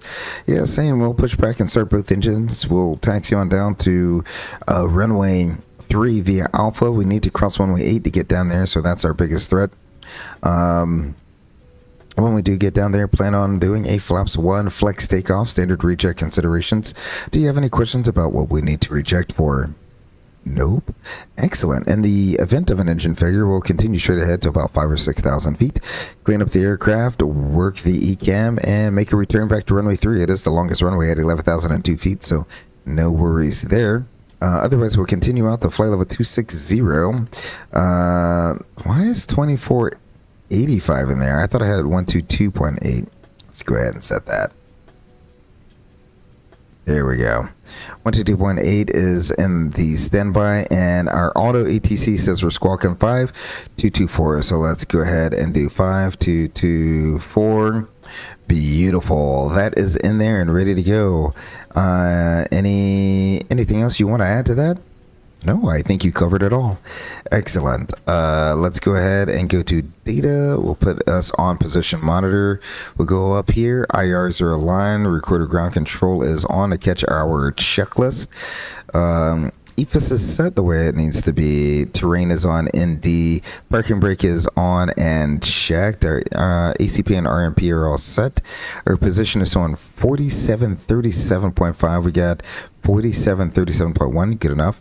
And then we should be at 117.32.1. We got 117.32.1. That looks good there. The ND looks good. PFD, we have V1 magenta, V2 climate nav blue, flight directors 1 and 2. We do not need to do another oxygen check since we are keeping the aircraft, and all we have to do now is wait for them to be done boarding, which I think, wow, the passengers are done boarding. I think we're just waiting on bags. Yeah, we're just waiting on bags to be loaded. Beautiful. A lot more bags. See, when you actually import it from SimBrief, how there's a lot more bags to be had.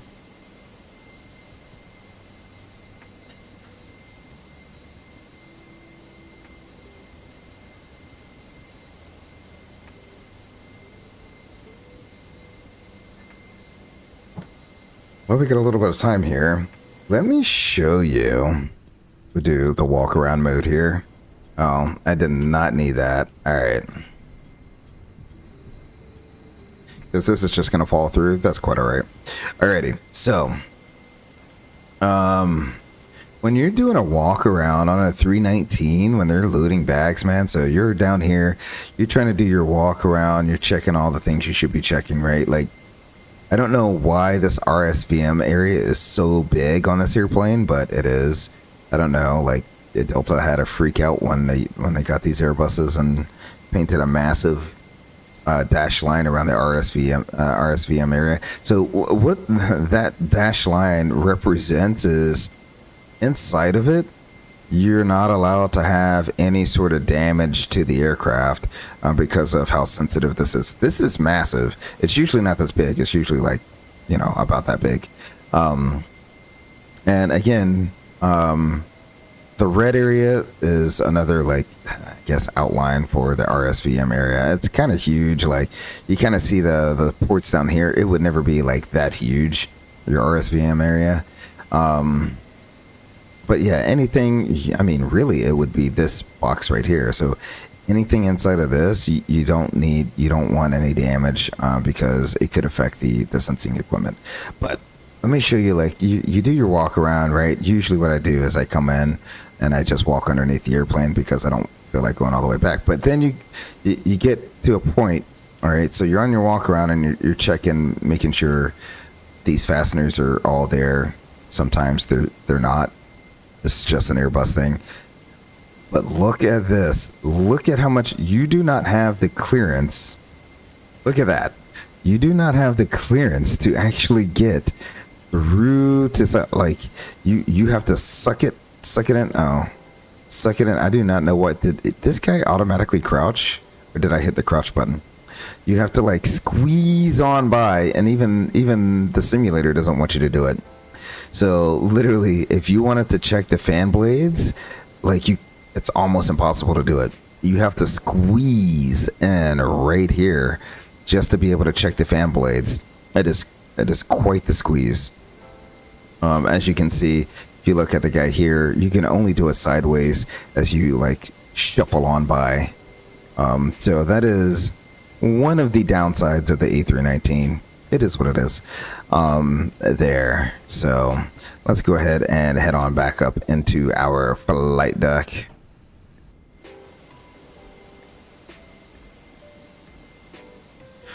Looks like they're pretty much almost done boarding up there, or loading the bags underneath.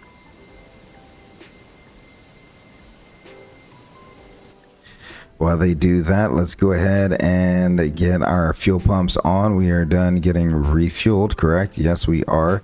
Let's go ahead and get our fasten seatbelt sign turned on. Our fuel onboard balance and the pumps are all operating. Let's see, our hydraulics look good. Pressurization auto with the correct landing elevation, and our engine oil all looks good there. Before start checklist, recorder ground control, that is on. Our flight forms and maintenance log is on board. It's been reviewed. Aircraft 3148. Fuel quantity 16.5 required. 16.5 is on board. Takeoff performance, we got 148, 149, 153 with a flex of 63. Oxygen is checked. Seatbelt sign is on.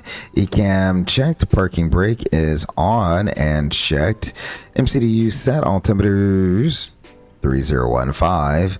Departure briefings has been reviewed. The before start checklist is complete. Looks like they are done loading the aircraft. Sounds like the door is closed. We'll go ahead and get the beacon light on so we can get the remainder of the doors armed there. GSX still having a slight freak out when it comes to, I want to continue my pushback. I'm thinking nose left. Let's see what happens here. Yeah, it should be a nose left pushback. Let's see what happens. We will continue pushback, and I want a nose left pushback. Beautiful. We'll go ahead and stop that, and we'll come back here and we will release our brakes and see what happens. Don't freak out like last time.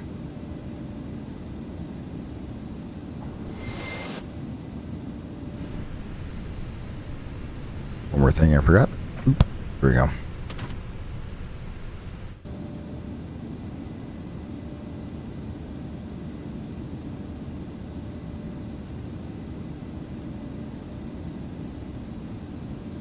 Let's start those engines, shall we?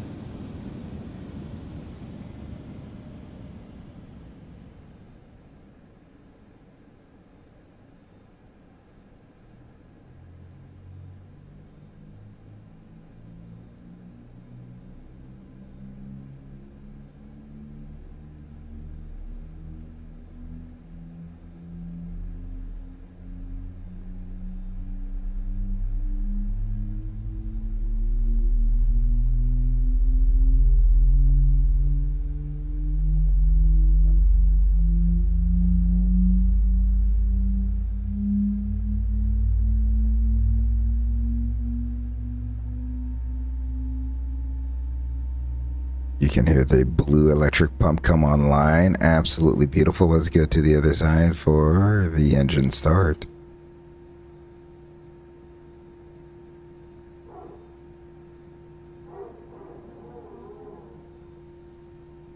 I definitely think Fenix may have quieted down the sounds just a little bit.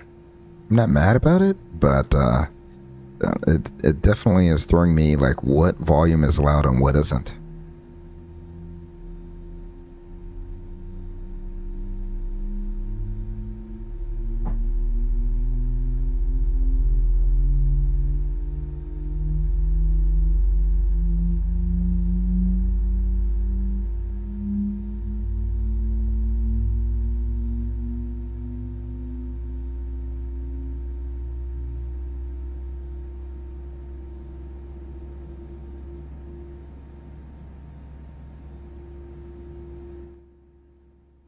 Beautiful. Sounds like two good engine starts. We're done with our pushback, brake, set, clear to disconnect interphone. Have a fantastic week.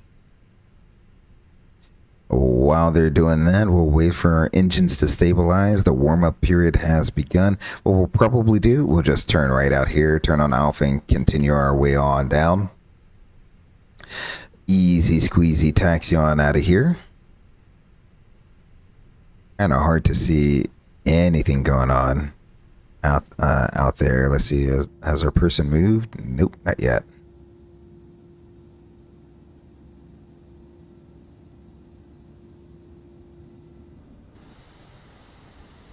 All right, beautiful. That is moving. They're closing up shop downstairs. Beautiful.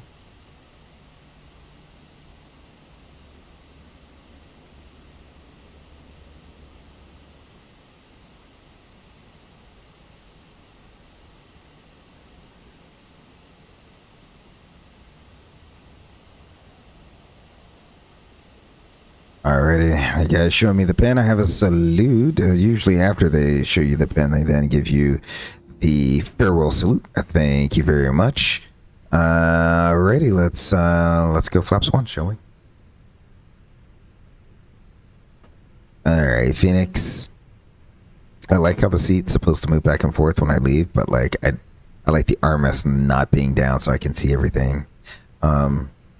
Nothing major. Nice touches they added, but just having to constantly move that if I go in and out. Alrighty.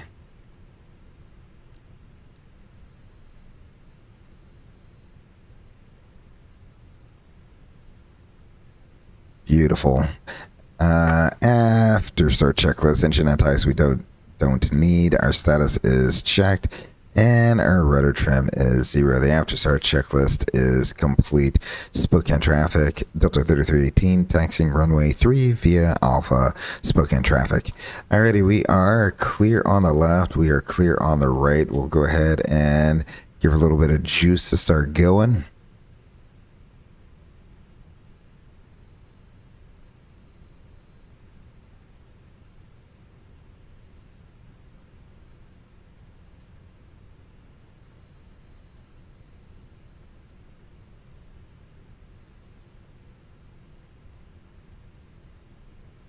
We have a company message, our final load sheet. We will go ahead and accept that. We're making our turn out. We can go ahead and lock our zero fuel weight of 123.0.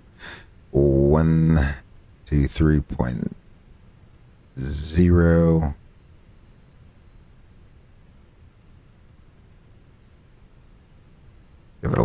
juice there.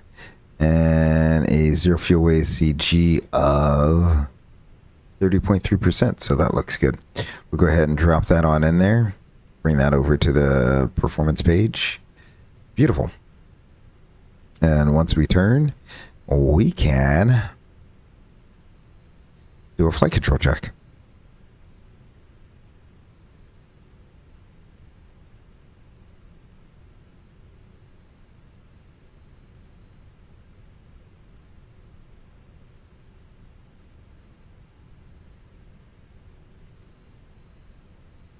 All right, flight control checks. Pull up. Pull down. Neutral. Pull left. Pull right. Neutral. Rudders. Pull left.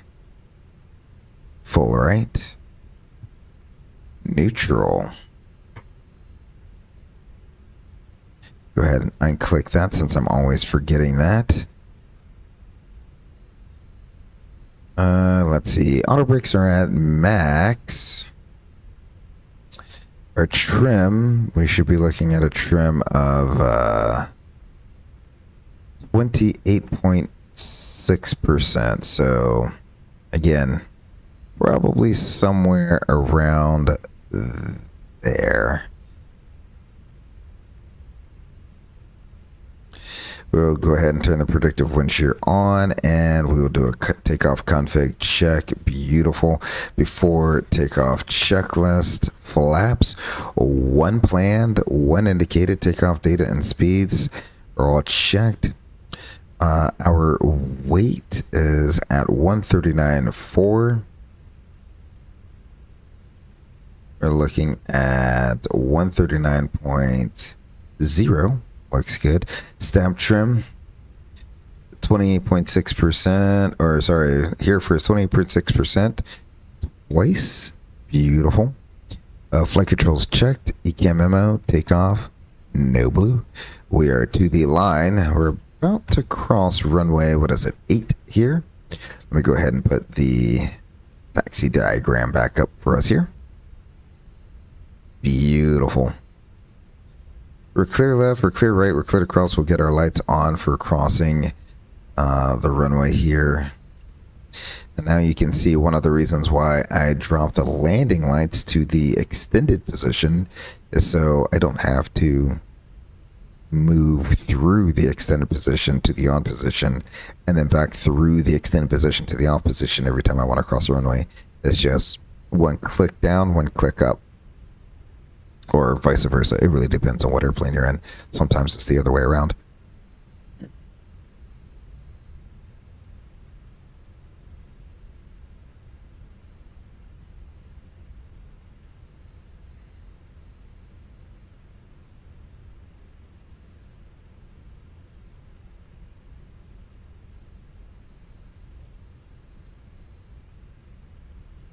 Beautiful.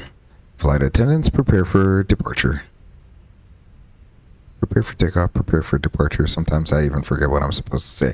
Alrighty, so we'll take this all the way down to the end of the runway. We have officially cleared this runway, so we can turn our lights back off. Beautiful, and we can finish our checklist here. Alrighty, runway and FMS. We have runway 3 in the box on the screen and out the window. That is checked. Our minimum takeoff fuel. Let's see, 16.1 required, 16.2 on board. Flight attendants notified. Engine mode is norm. TCAS is on TARA. The before takeoff checklist is complete. Beautiful.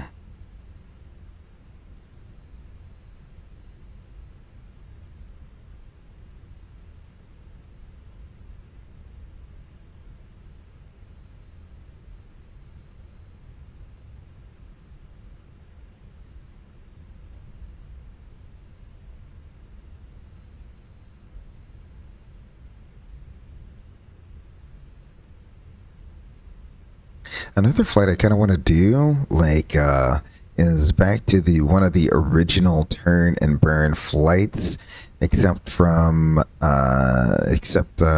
of going from Atlanta, we'll be going from Charlotte, because American's the only one that has the B7 engines. Charlotte to Hilton Head. It's not a real world flight for American. The regional carrier does it, but I want to see how well the 319 with the B7s can get out of there with such a short runway.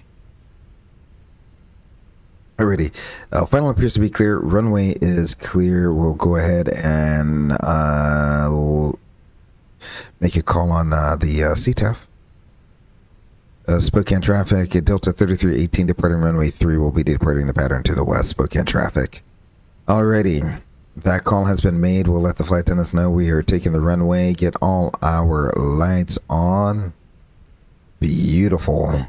I'll also get the sim volume turned back up again for your listening pleasure.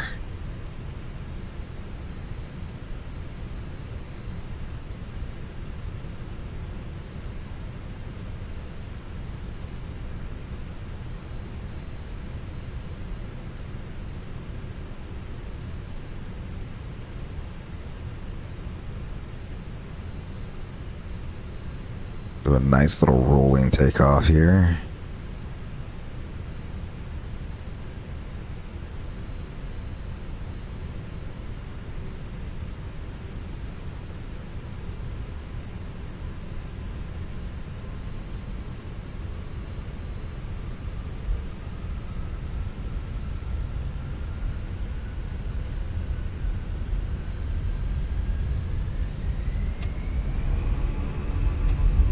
Flex. Thrust set.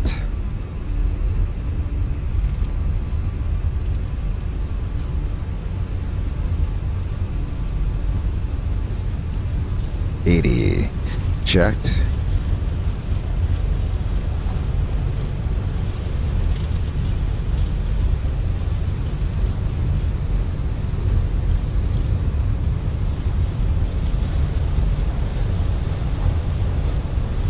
V1, rotate.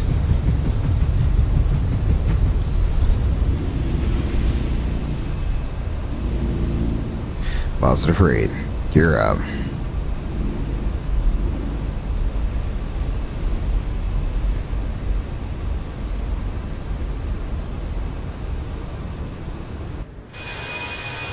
Beautiful.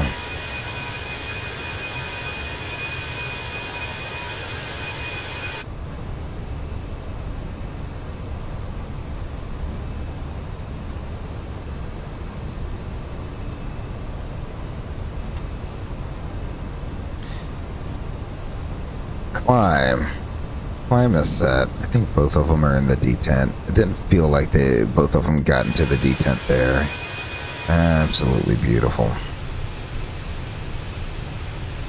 I think this is Spokane proper. Actually, now that I see this, I'm like, is this Gonzaga right here? I think this is where Gonzaga is. Don't quote me on that though. Alrighty, flaps up after takeoff checklist.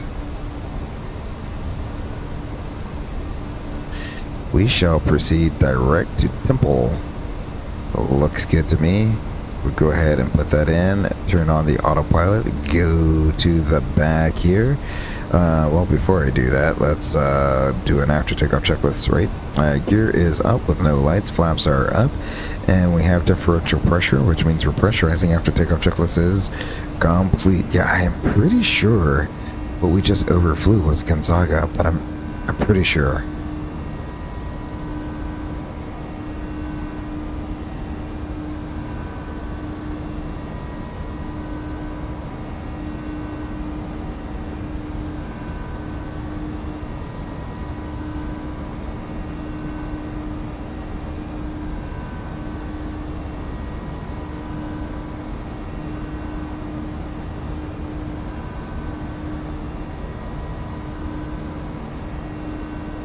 Yeah, I think that's downtown Spokane, coming right underneath the wingtip fence there.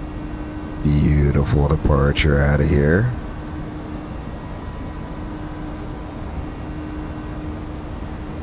Alrighty, let's get this in volume back down to a more reasonable level. There we go.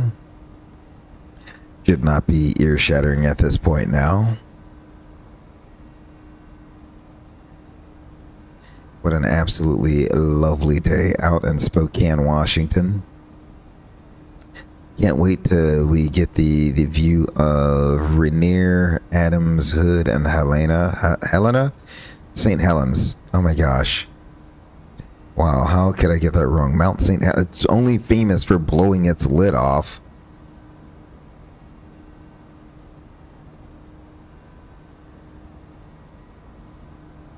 And you can actually, it is very noticeable when you're flying out west. When you fly into Seattle, man, you can see Mount St. Helens. It is, of all the mountains out there, it is the shortest. We're through 10,000 feet. MSL, so we'll go ahead and get the lights off. We'll wait until about 12,000 feet MSL to let them know we are out of our sterile flight deck phase. But yes, if you look, it is significantly shorter than all the other mountains out there. I shouldn't say all the other mountains. There's tons of mountains out here. But of the tall mountains that are there, St. Helens is the smallest by far.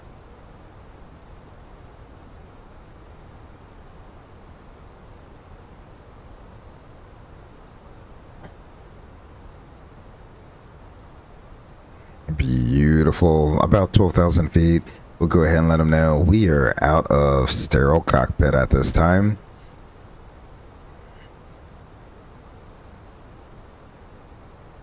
And let's go ahead and get our in-flight music going here. I'll crank that back on.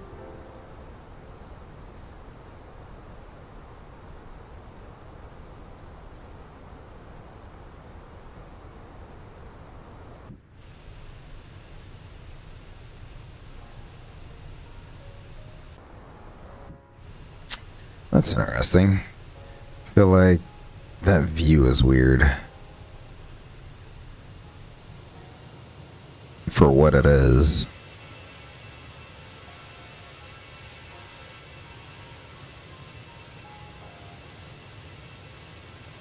Fantastic.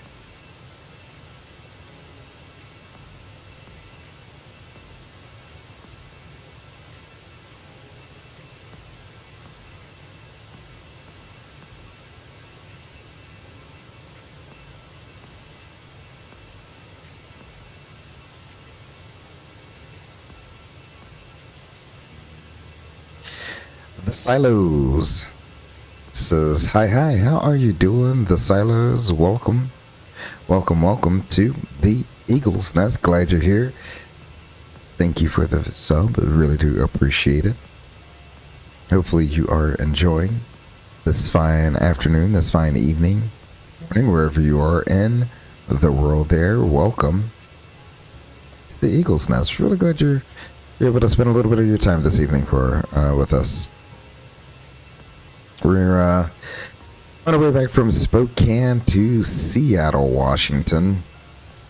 We'll be spending not that much, not that long in cruise here, but we are going up pretty high. To be fair, we are going up pretty high, 26,000 feet. Pretty much going to make a parabolic arc. Once we get up, we'll cruise for a little bit and then begin our descent down. I'm not going to worry about an arrival briefing. We did review the route into Seattle, so I'm not too worried about the routing into Seattle there. We got the all the specs in there. Let's go transition standards at once, set twice, and set thrice.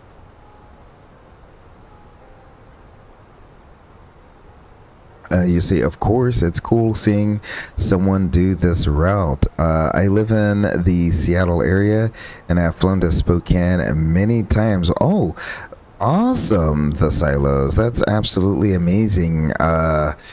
You know, I was saying on departure out of Seattle, we did like an exterior little view so you can see the airport in the background as you're leaving. And the one thing I love about Seattle, Washington is the lush greenery. Yes, it is a major metropolitan city, but they take such good care of not taking down so many trees. It's so lush, so green, so beautiful. One of the best things about going out to Seattle, whenever I do get the chance to go out there, is no matter where you are, you can orient yourself based on where Rainier is. Whether you're staying in downtown Seattle, you can see Rainier, or you're staying out in Renton. I've been to Renton a few times, and it's absolutely beautiful there on Lake Washington. To see, you're walking a trail on Lake Washington, and you turn around and see Mount Rainier in the background. It's absolutely beautiful. So I do love the beauty of Seattle, Washington. A really, really, really amazing area to just go out and hit a trail. And already, what do we see popping up in the distance if it is not none other than Rainier popping up already? I'm pretty sure this is Mount Rainier. And this may be Hood. Is Hood further north? I would have forgot the order of the mountains. Oh my goodness gracious. Now that we have you in the chat here, Silos,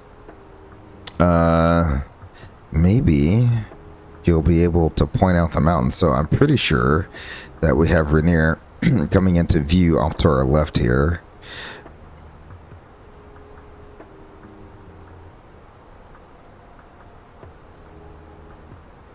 Okay, 11,600 feet. I don't think that's Mount Heinemann, or however you say that. We're going north towards Jackson, but I'm pretty sure... Here's Hood down here, or not Hood. Here's Rainier right here. So that's definitely Rainier. What is going to be the mountains to the north? A few of them. Glacier Peak. Oh, that is probably the reason why the name, or the arrival name, is the Glacier Arrival. So that's probably this tall mountain we see right here. So you have Glacier Peak, and then you have Rainier, which is, I mean, you can't miss it. It's just that big. Rainier down there. Then is it Hood and then Adams? No, Adams and then Hood. So Hood is further south. So Hood is closer to Portland. And then you have St. Helens just to the west of Adams there. So you can even see St. Helens is significantly smaller. It blew its top off in the 80s, I think it was, the last time it erupted. So, yeah, you have Adams. To the west of that, you have St. Helens, significantly smaller because of that explosion that happened a long, long time ago there, and it is very noticeable. Let's see. Let's go ahead and we will select our speed. I'll take it all the way up to 290 knots here. And you say, oh yeah, I love stepping outside and just at my work and seeing Mount Rainier in the distance. It is absolutely beautiful. The Olympics are really cool too, up on the coast. Okay, so the Olympic Mountains up on the coast there. That's, yeah, I really do like it, even though, like, you know, when you stay, depending on where you stay, where we stay,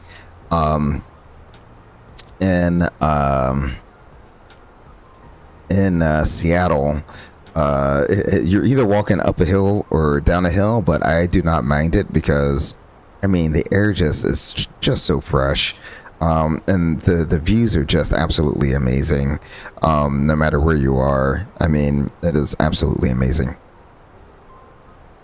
Gosh, now that you got me talking about Seattle, I want to pick up a Seattle overnight now.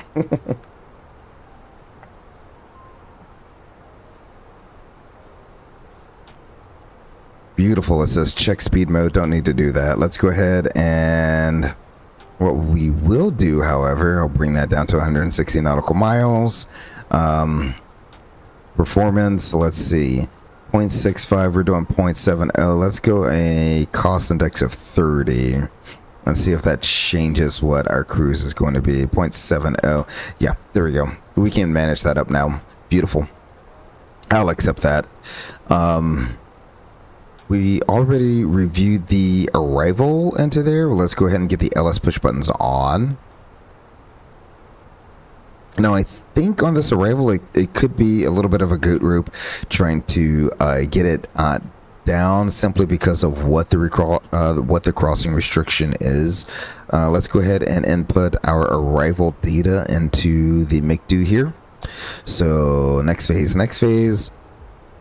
We're looking at, let's do the real world ADAS. Yeah, it's either 16 left or right, so that's what we'll do. ILS and charted visual approaches. Oh wow, I gotta see what the charted visual approaches are. Okay, so the altimeter is going to be 29903. So we will set that, and I'll pre-select it here.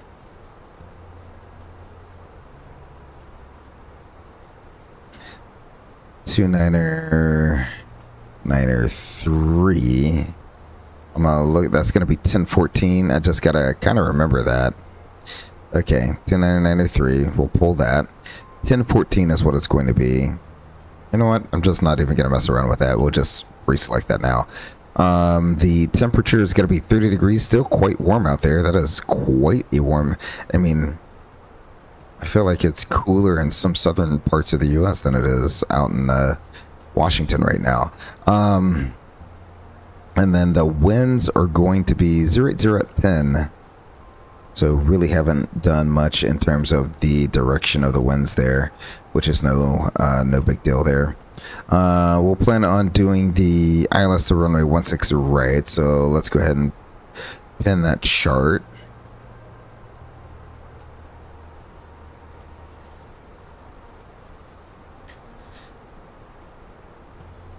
So, are these the Olympics out here? I have no clue. Oh, Mount Olympus. Well, yep, that makes a lot of sense there.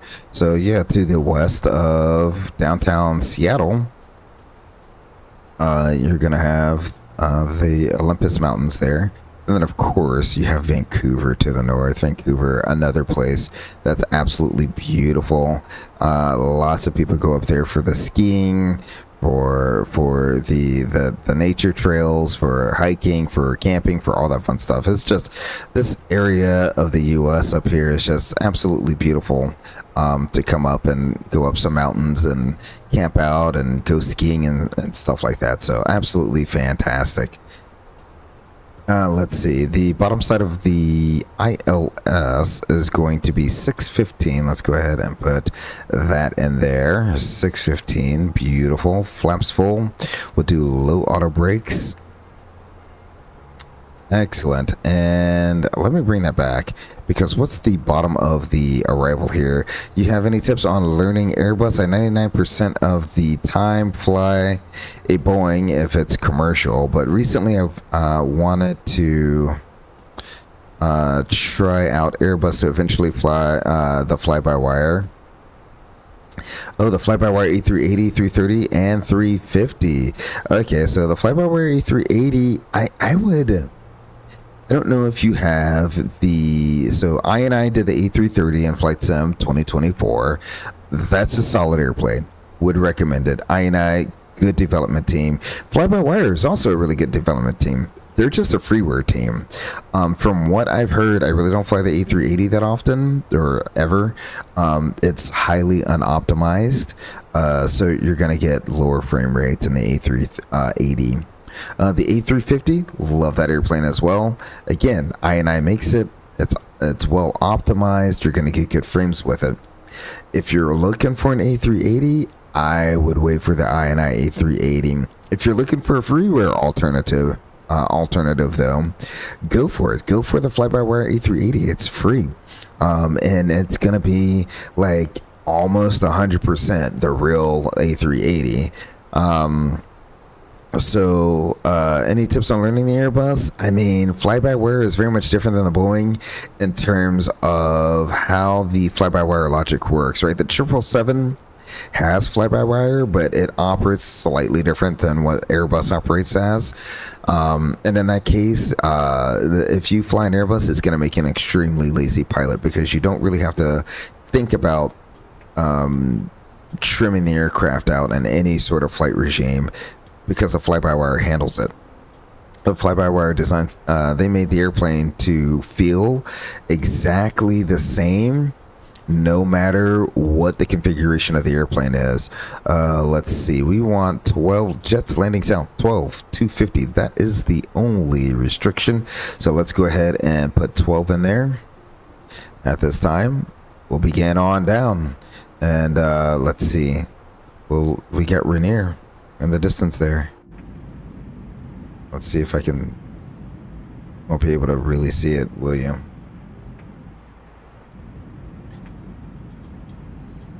We'll leave it like that. How about that? You can see one of the mountains in the distance there.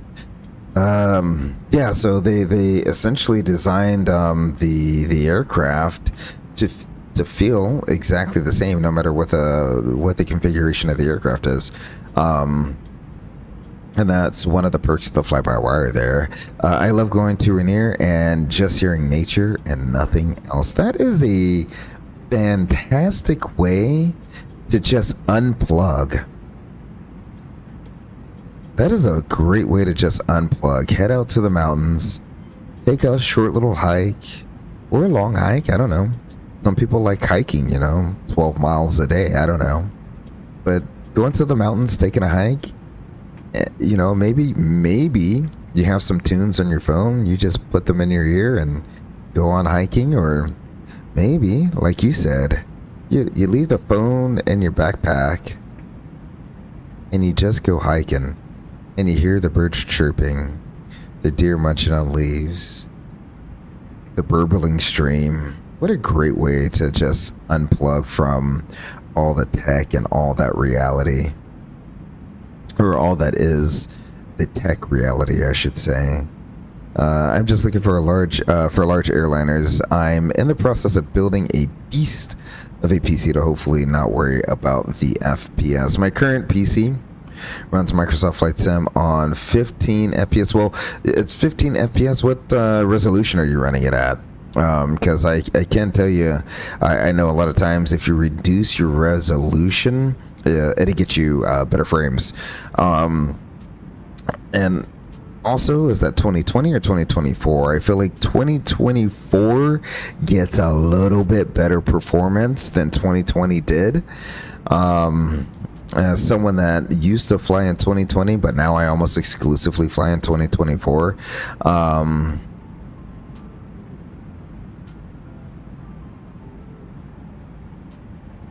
The wing Arlex, the wing flex. Are you saying the wing flex? Oh yeah, the wing flex looks good. Or are you saying the wing lights? I did forget to turn those off, but that's okay. The wing flex right now is looking really good.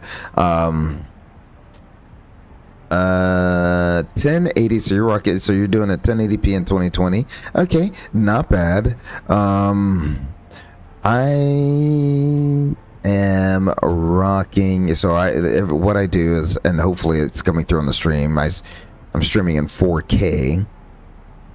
So because of that, the stream is a little delayed behind the text there. So a lot of times what I see is when you guys are chatting is I may be like 20 seconds in front of.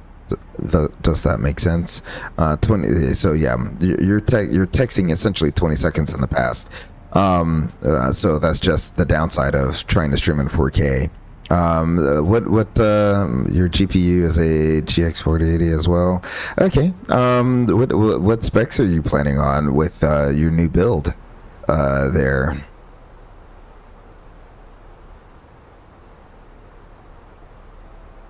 Oh, we just have to stare out the window. Like, there's no way you cannot stare out the window.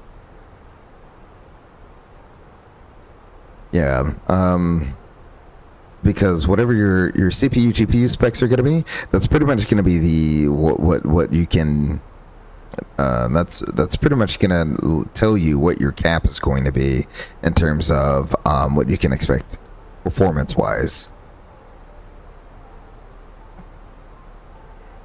I can tell you right now, if you're stepping up from a 480, you're not on a 4080, you're on a 480.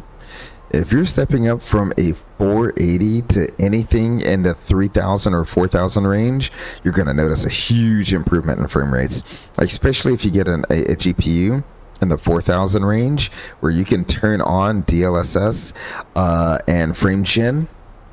You're gonna have such buttery smooth frames at 1080p. You'll be able to easily game at 1440p, if not in 4K. So you stepping up out of a 480 is going to gain you massive frames, absolutely massive frames.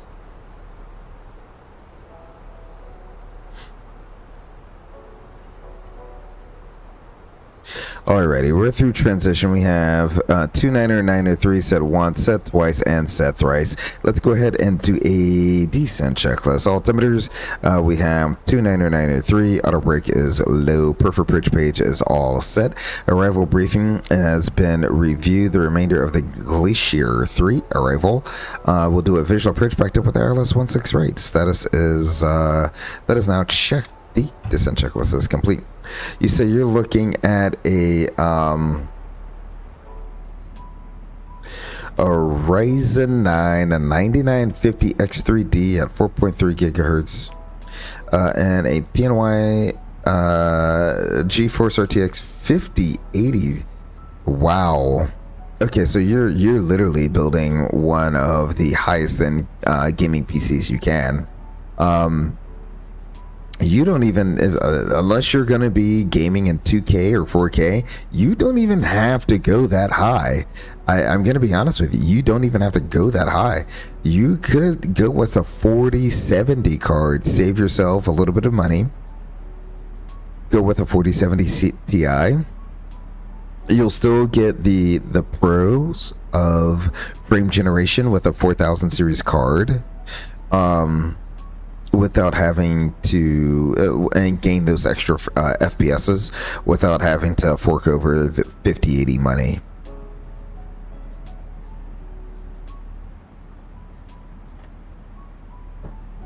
But your PC sounds like it's going to be even better than my PC is currently now. I mean, I have a 4090 and I'm rocking a 13900K.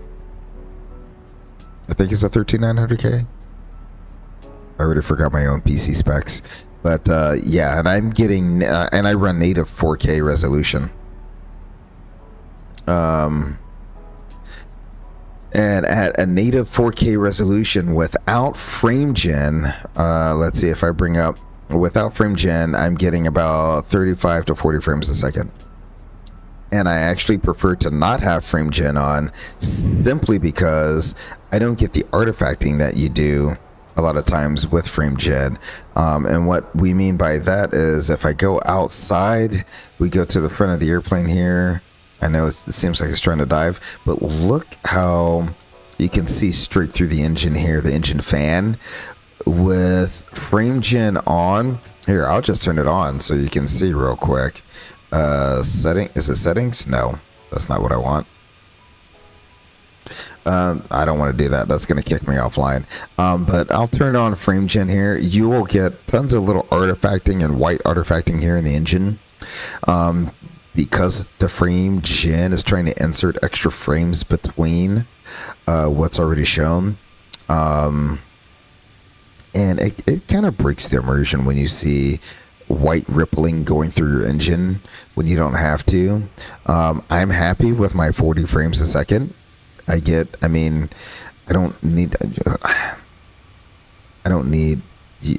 what more can you ask for? It's 40 frames a second, but it's a smooth 40 frames a second. Alrighty, we're at 12,000 feet. We're slowing it up to 250 knots right now.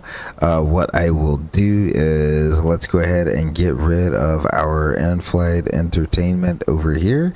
There we go. We will go ahead and get our replay going as well. We'll start recording replay number 2. That sounds good to me. Excellent. Our replay is recording. What would you recommend? I am just looking for something that will last a while, but I also do video and photo editing. Oh, if you do video and photo editing, I mean, honestly, go for the best. Honestly, having 40 FPS would be amazing. I promise, if you step up to a 44,000 card, like the 4070 Ti, from what you're running, you would be getting, I kid you not, at 1080p, you're probably going to be getting 3, if you turn on frame gen and frame gen DLSS, well, just frame gen in general, you're probably going to get at least 100 plus FPS out of that. So, and I'm not like blowing smoke or anything like that. That's just what you're probably going to be getting. Let's go down to 5,000 feet. We'll do that at this time. I'm going to go ahead and take control of my speed. We'll go ahead and activate and confirm the approach. Beautiful. We'll continue on our arrival here. Once we get closer to Heather, I'll probably kick it out to Bugney, and we'll intercept the localizer from there.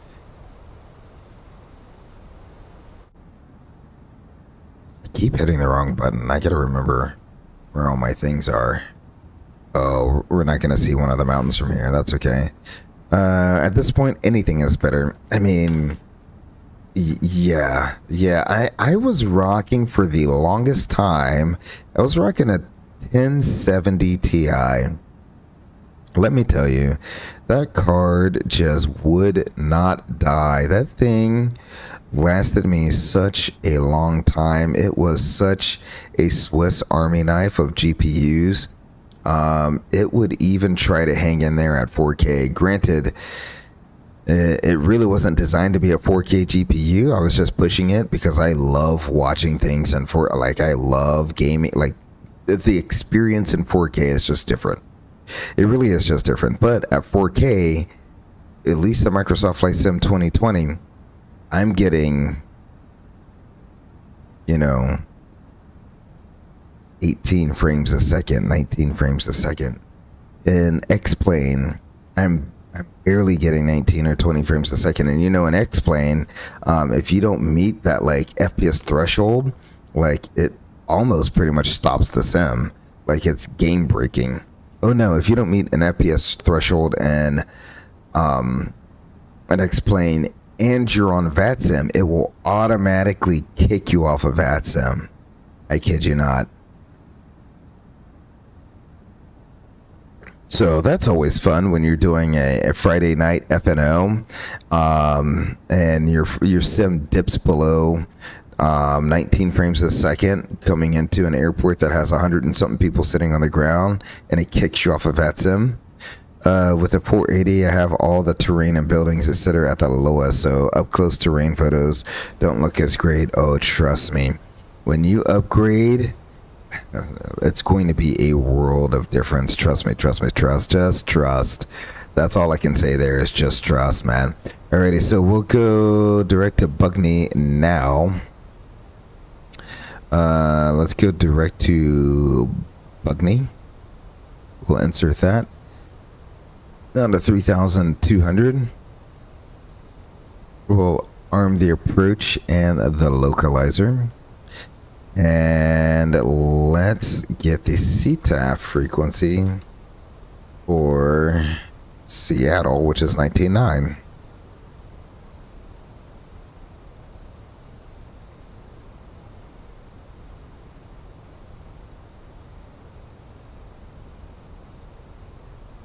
We didn't do the prepare for landing PA. That's quite all right. We'll go ahead and just ring it. There we go. And we'll get all of our lights on. The recording is doing recording things. So that is good there.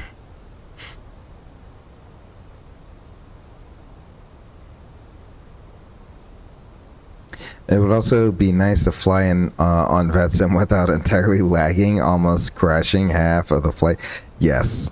Yes, I would. Oh, my gosh, look at there. Heading straight toward downtown Seattle. If only you could see the Space Needle. Come on, Microsoft. Just put in the Space Needle so I can just Google and Google over downtown there. Oh my gosh, absolutely amazing.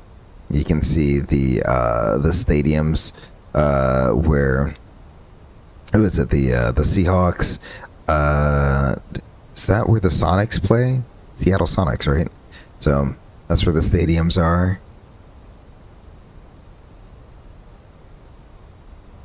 Oh, I should probably I'm over here oogling and googling. I need to get down. How about that? I need 1900 over Inca.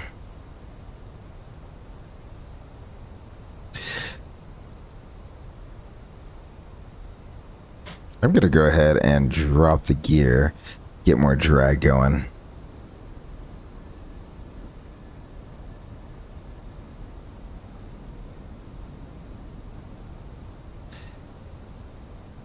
Seattle traffic, Delta 3318 is on a 10-mile final, runway 16 right, Seattle traffic.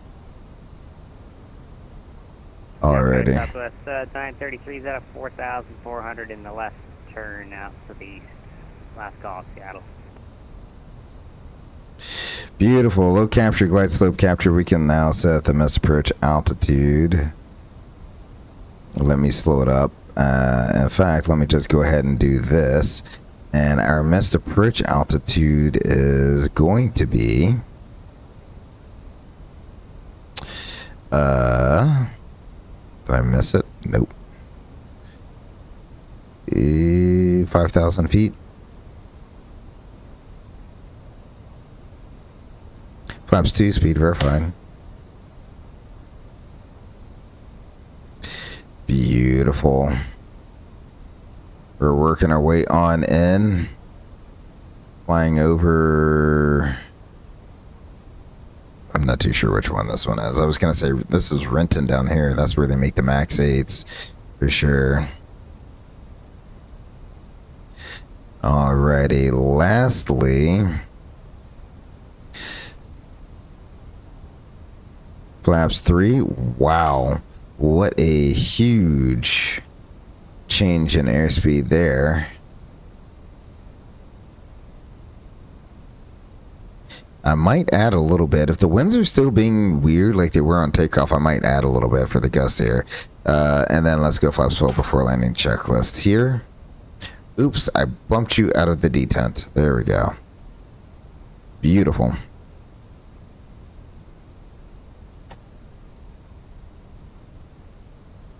I have no clue what happened there. Alrighty. Before landing checklist altimeters, we have 29903 and 1240.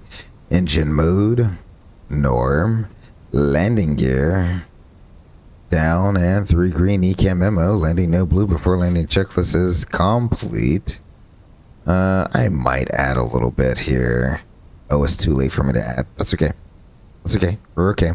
It's going to be okay. Sim volume coming up. 500.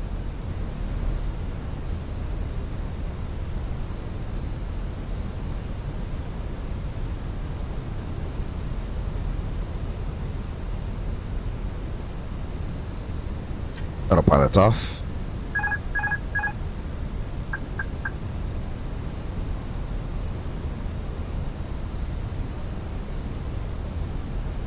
Above. Minimum.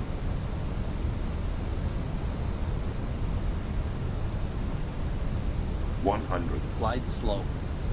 Sink rate. Pull up. 40, 30, 20. Retard. 10, 5. That was not pretty at all. I have no clue if I lost speed somewhere on the arrival or on the ILS, but we got a little sink rate warning there. That was very interesting. We're 80, 60. We'll turn off the auto brakes and go manual braking. We'll go forward reverse. It was not pretty, but we made it in. I think, like I said, I probably should have selected speed and gone selected speed, because what I think was the engines were not keeping up with whatever the winds are doing here, and that kind of threw us under the bus here. Alrighty. Seattle traffic, Delta 3318 is clear of runway 16 right on Papa. We'll be taxiing via Papa to the ramp. We'll be crossing runway 16 center and 16 left. Seattle traffic. Beautiful. This time, I'm going to start this time by turning on the APU, since the last few times I forgot to turn on the APU. So there we go. Flaps up.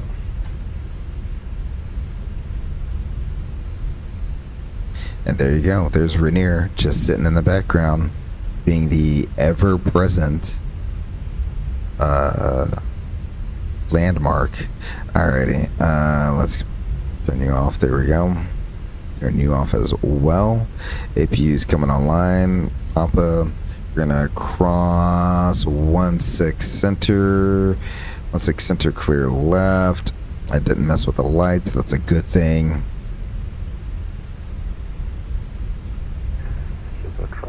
Alaska 2348 with taxi runway 16 left, Bravo. Seattle traffic, Delta 3318 will be crossing 16 left on Papa. We'll be taking Bravo into the ramp for Seattle traffic. Alrighty, so again, we are pretty clear left. There's a guy taxiing out right there. I think that's the guy taxiing out. So we will go ahead and continue our taxi.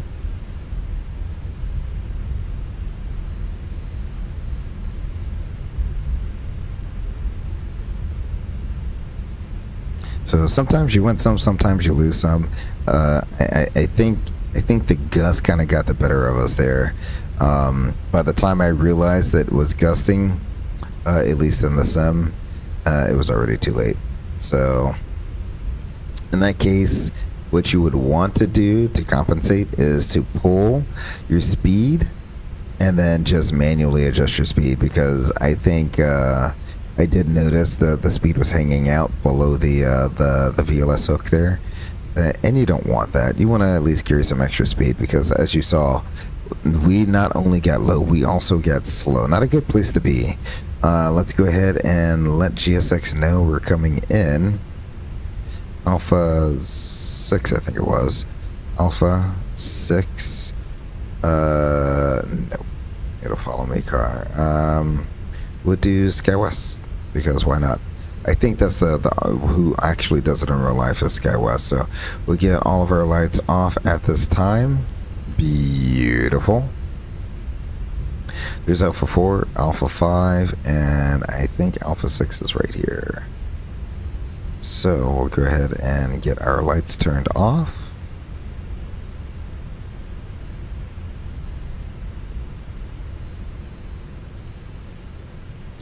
We have our marshaller waiting on us.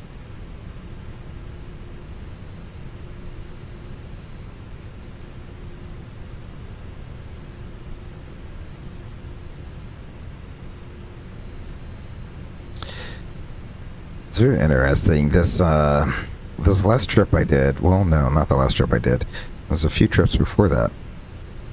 We were in a 319, and the entire time I kept thinking we were in a 321. So all my turns were 321 turns, and I was constantly oversteering the turn. It's a little annoying. That's okay. Oop.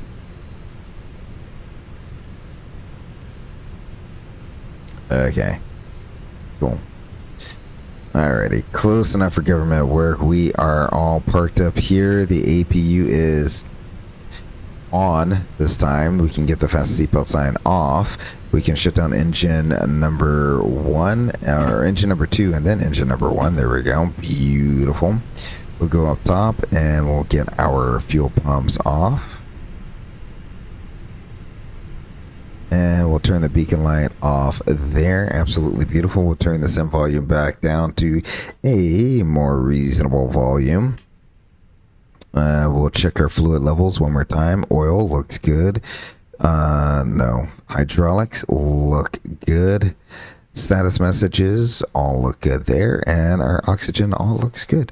And does it say it wants to deplane here? I'm sure it will eventually. I am sure it will eventually. Ladies and gentlemen, welcome, welcome, welcome to Seattle, Washington, to finish up one of the first Turn and Burn Tuesdays in quite some time. I guess we won't be able to see if we're deplaning. Alaska 2348 will be landing up runway 16 left for north departure. Seattle. Let's see. It's been taking it. All right. Enough with all the buttons there. Yeah, let's go ahead and we'll get the ground music going. It's not saying it wants to deplane. Alrighty.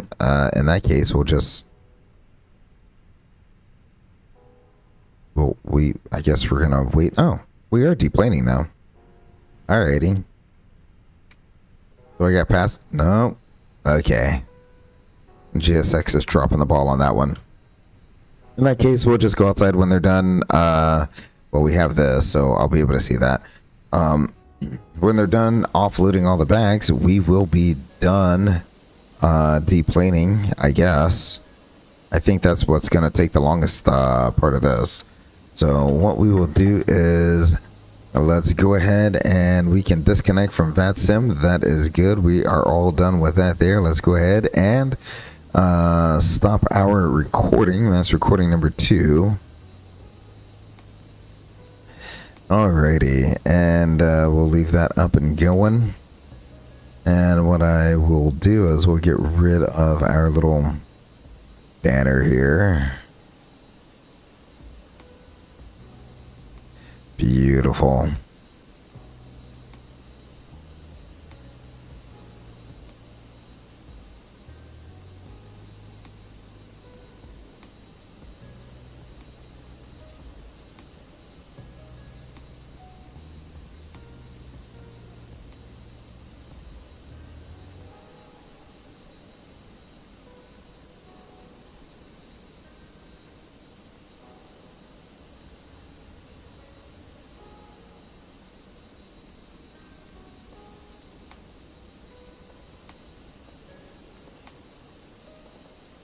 What I'm probably going to do is while we offload some of the bags here is take a little lavatory break and we will get into the replays once we're done offloading our bags. So stay tuned. I will be right back.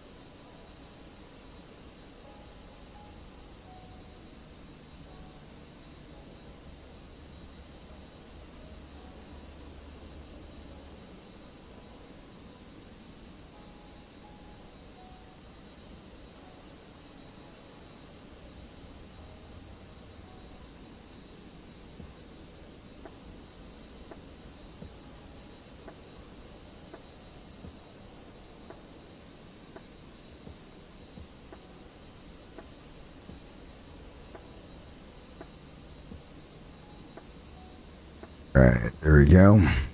One more container of bags to be offloaded, and I think we will be done. What do we think, chat? Should we do the bad landing first and then go to Spokane for the okay landing?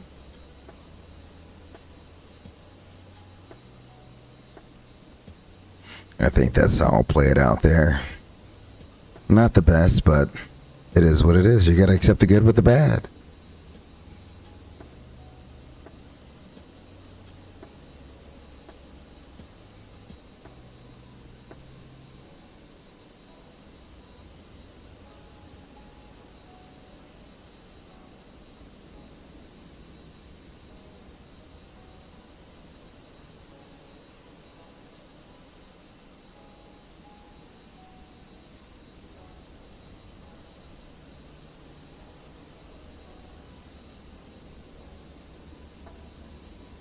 Beautiful. One train gone.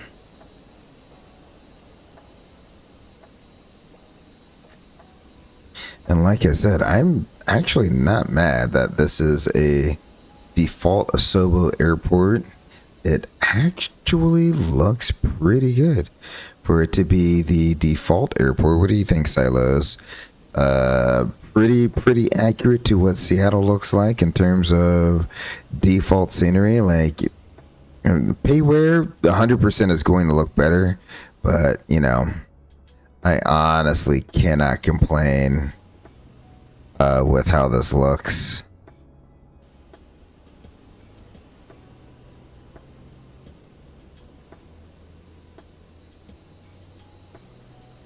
Beautiful.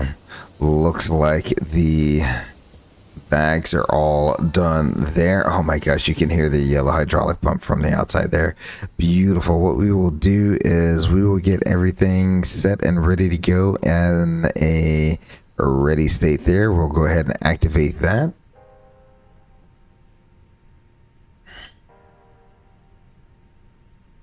It looks amazing for basic airport. You can't ask for much more. Exactly. I mean, it's again, it's not going to be payware quality, but to me, it's pretty close to what you would see in real life here. So engines are up and going. Everything. Let's close those cargo doors, shall we? Beautiful. Don't know why those would open right back. Stop opening up. It's really not that hard. Yellow system low hydraulic pressure. I feel like this is a new thing with either Sim Update 3 or the update they just pushed here. So let's go ahead and turn on the yellow pump, turn it back off again. Nope. Brake pressure accumulator monitor. Okay. Well, we got 3,000 PSI running through the system. So I have no clue what's going on here. Let's turn on the yellow pump again. Alrighty. We'll turn the yellow pump off. Beautiful. This is just making me do extra work here. Alrighty, let's go to our replay tool. Load replay number 2, since that was the super fantastic landing here in Seattle. We'll go ahead and get things going here. Yeah, I'll probably unpause it right about there. Alrighty. Maybe a little. Nope, not that low. Alrighty.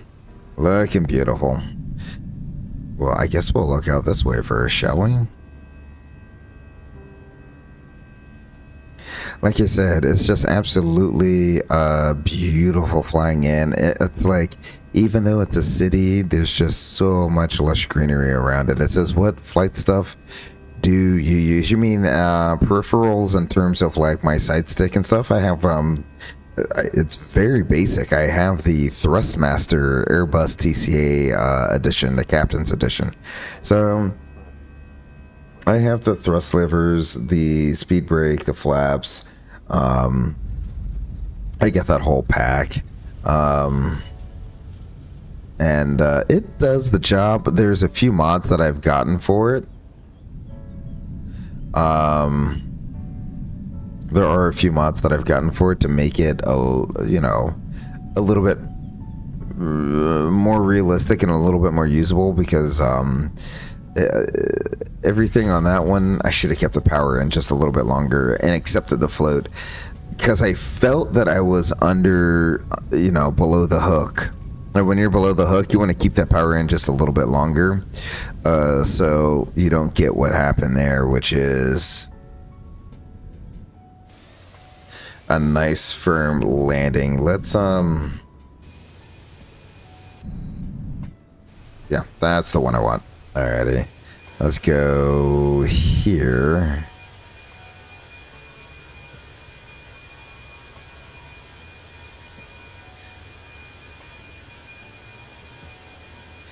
I mean, you can pretty much see,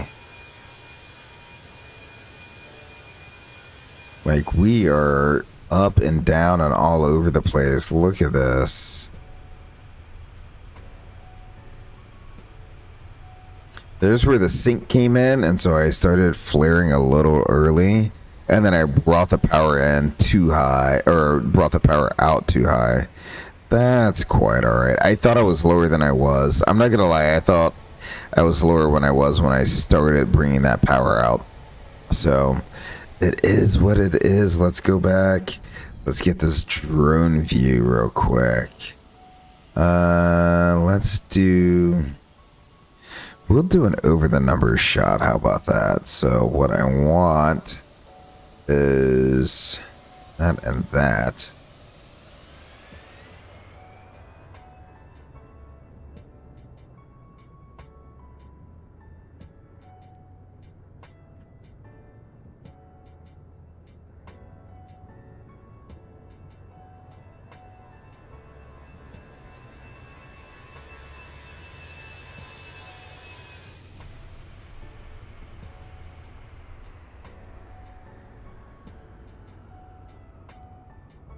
Boom. Landed with a crab in, but that is quite all right. All right, let's run this back a little bit here. And let me get my drone back into the same spot here. Yeah, so if that's what you're looking for, Silos, then yeah, I use the Thrustmaster TCA Captain's Back.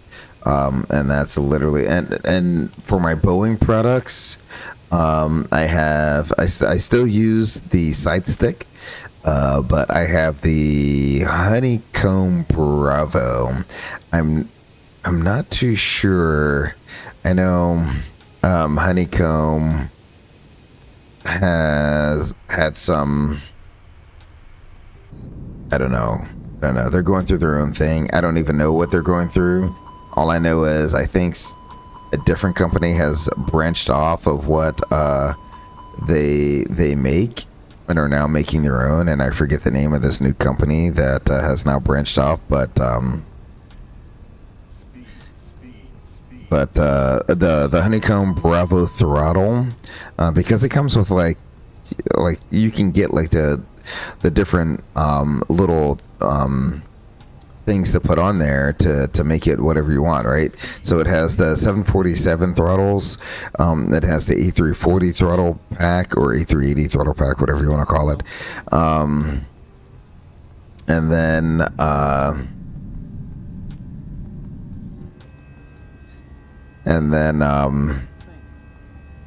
it has the general aviation throttle pack as well. So you can change out whatever it is that you want pretty much on the fly, which is one of the great things about that. In terms of a Boeing yoke, I would eventually want to get one. I just don't have one yet. So that would be another investment that I would definitely want to do. I don't think I'm going to do anything like a force feedback or anything like that. But something, I mean, even if I got the Thrustmaster Boeing yoke, I wouldn't be disappointed in that.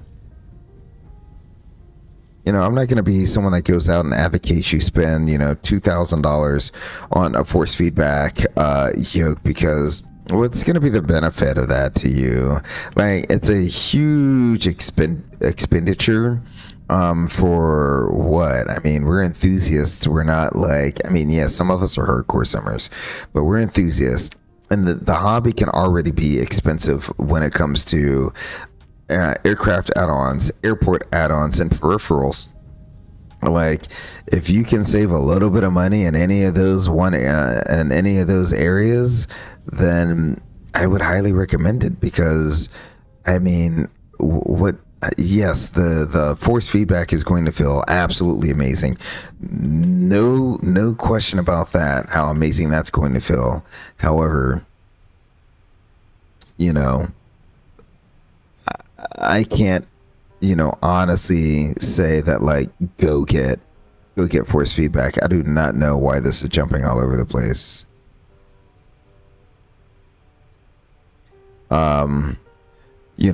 When there are other things, I mean, no, it's not going to be force feedback, but you'll still get good enjoyment out of it the way it is. I mean, both of these landings, the airplane felt like it kind of fell out of the sky there. To be fair, that's kind of true to Airbus too. You feel like you're getting a great landing, and then the aircraft just falls out of the sky. So, I think Airbus is absolutely nailing it there. Or Fenix, sorry. Fenix is absolutely nailing it there. Let's go back and get this drone shot, shall we? Yeah, let's back you up. Well, no. Yeah, let's back you up a little bit to the 1,000 footers. There we go. And now, beautiful. So we'll do that. We'll put you on 1,000 footers instead of the numbers. How about that?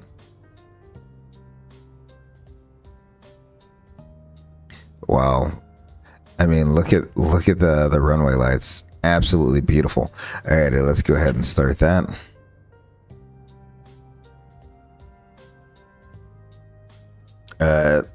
Did I start it? Nope. I guess I didn't. There we go. Yeah, so if you have like a basic, throttle and side stick, I would say, like, don't even worry about, like, spending too much money on anything else. Absolutely beautiful. I mean, yes, it did fall out the sky, but much better than what we had in Seattle there. Now, if you really want to go full enthusiast level, like, I mean, you can even take some of the less expensive stuff, like the wind wing side stick and the thrustmaster throttle, and do what CST Gaming is doing, which he's pretty much building a full-on cockpit out of not the highest of high tier products that you can possibly have, which I think is absolutely amazing. I can't wait to see the finished product there, because I think that's going to be kind of a first. Someone who actually took, something that you can spend, a few hundred on a side stick, a few hundred for the throttle pack, and build out an entire A320 cockpit around that. I think that's absolutely amazing. Can't wait to see the final product there. Because I absolutely think he's doing great things over there. He's also like a carpentry wizard, so that is another thing that he has going for him. But absolutely look forward to that. So yeah, don't make it overly expensive. 100% don't make it overly expensive, because this hobby can already get very expensive as it is. But with that said, I am going to call this a night, everybody. Thank you all for coming out. I really do appreciate each and every one of you. To our new subscribers here, we have I did not see that. And did that play? No, it didn't play. Why did that? Oh, I have it muted. I am so sorry. I'm gonna turn this on just for you here. Ryan has subscribed. Thank you very much, Ryan. Welcome to the Eagle's Nest. I really do appreciate that. We have Ryan, Francisco, Silos. Thank you all very much for your subscriptions this evening. I really do appreciate that. We have Pirates Discretion as well. Thank you for coming out and spending a little bit of your evening with us this evening. Beanie Baby Gaming and Dummy Thick. Thank you all very much for coming out and spending a little bit of time this evening. Tomorrow, we'll be taking the United A321 Neo from Seattle down to San Francisco. Tune into that as it'll be the first time I think I've taken this out on stream. I'm not too sure. I usually don't fly the Neo that often, so stay tuned for that. That'll be the last stream for this week. Yet again, don't have a lot of time off to be streaming, but that is quite all right. I do love spending my evenings with each and every one of you. Thank you very much. To see you at the next stream, my name is Grey Eagle. Peace.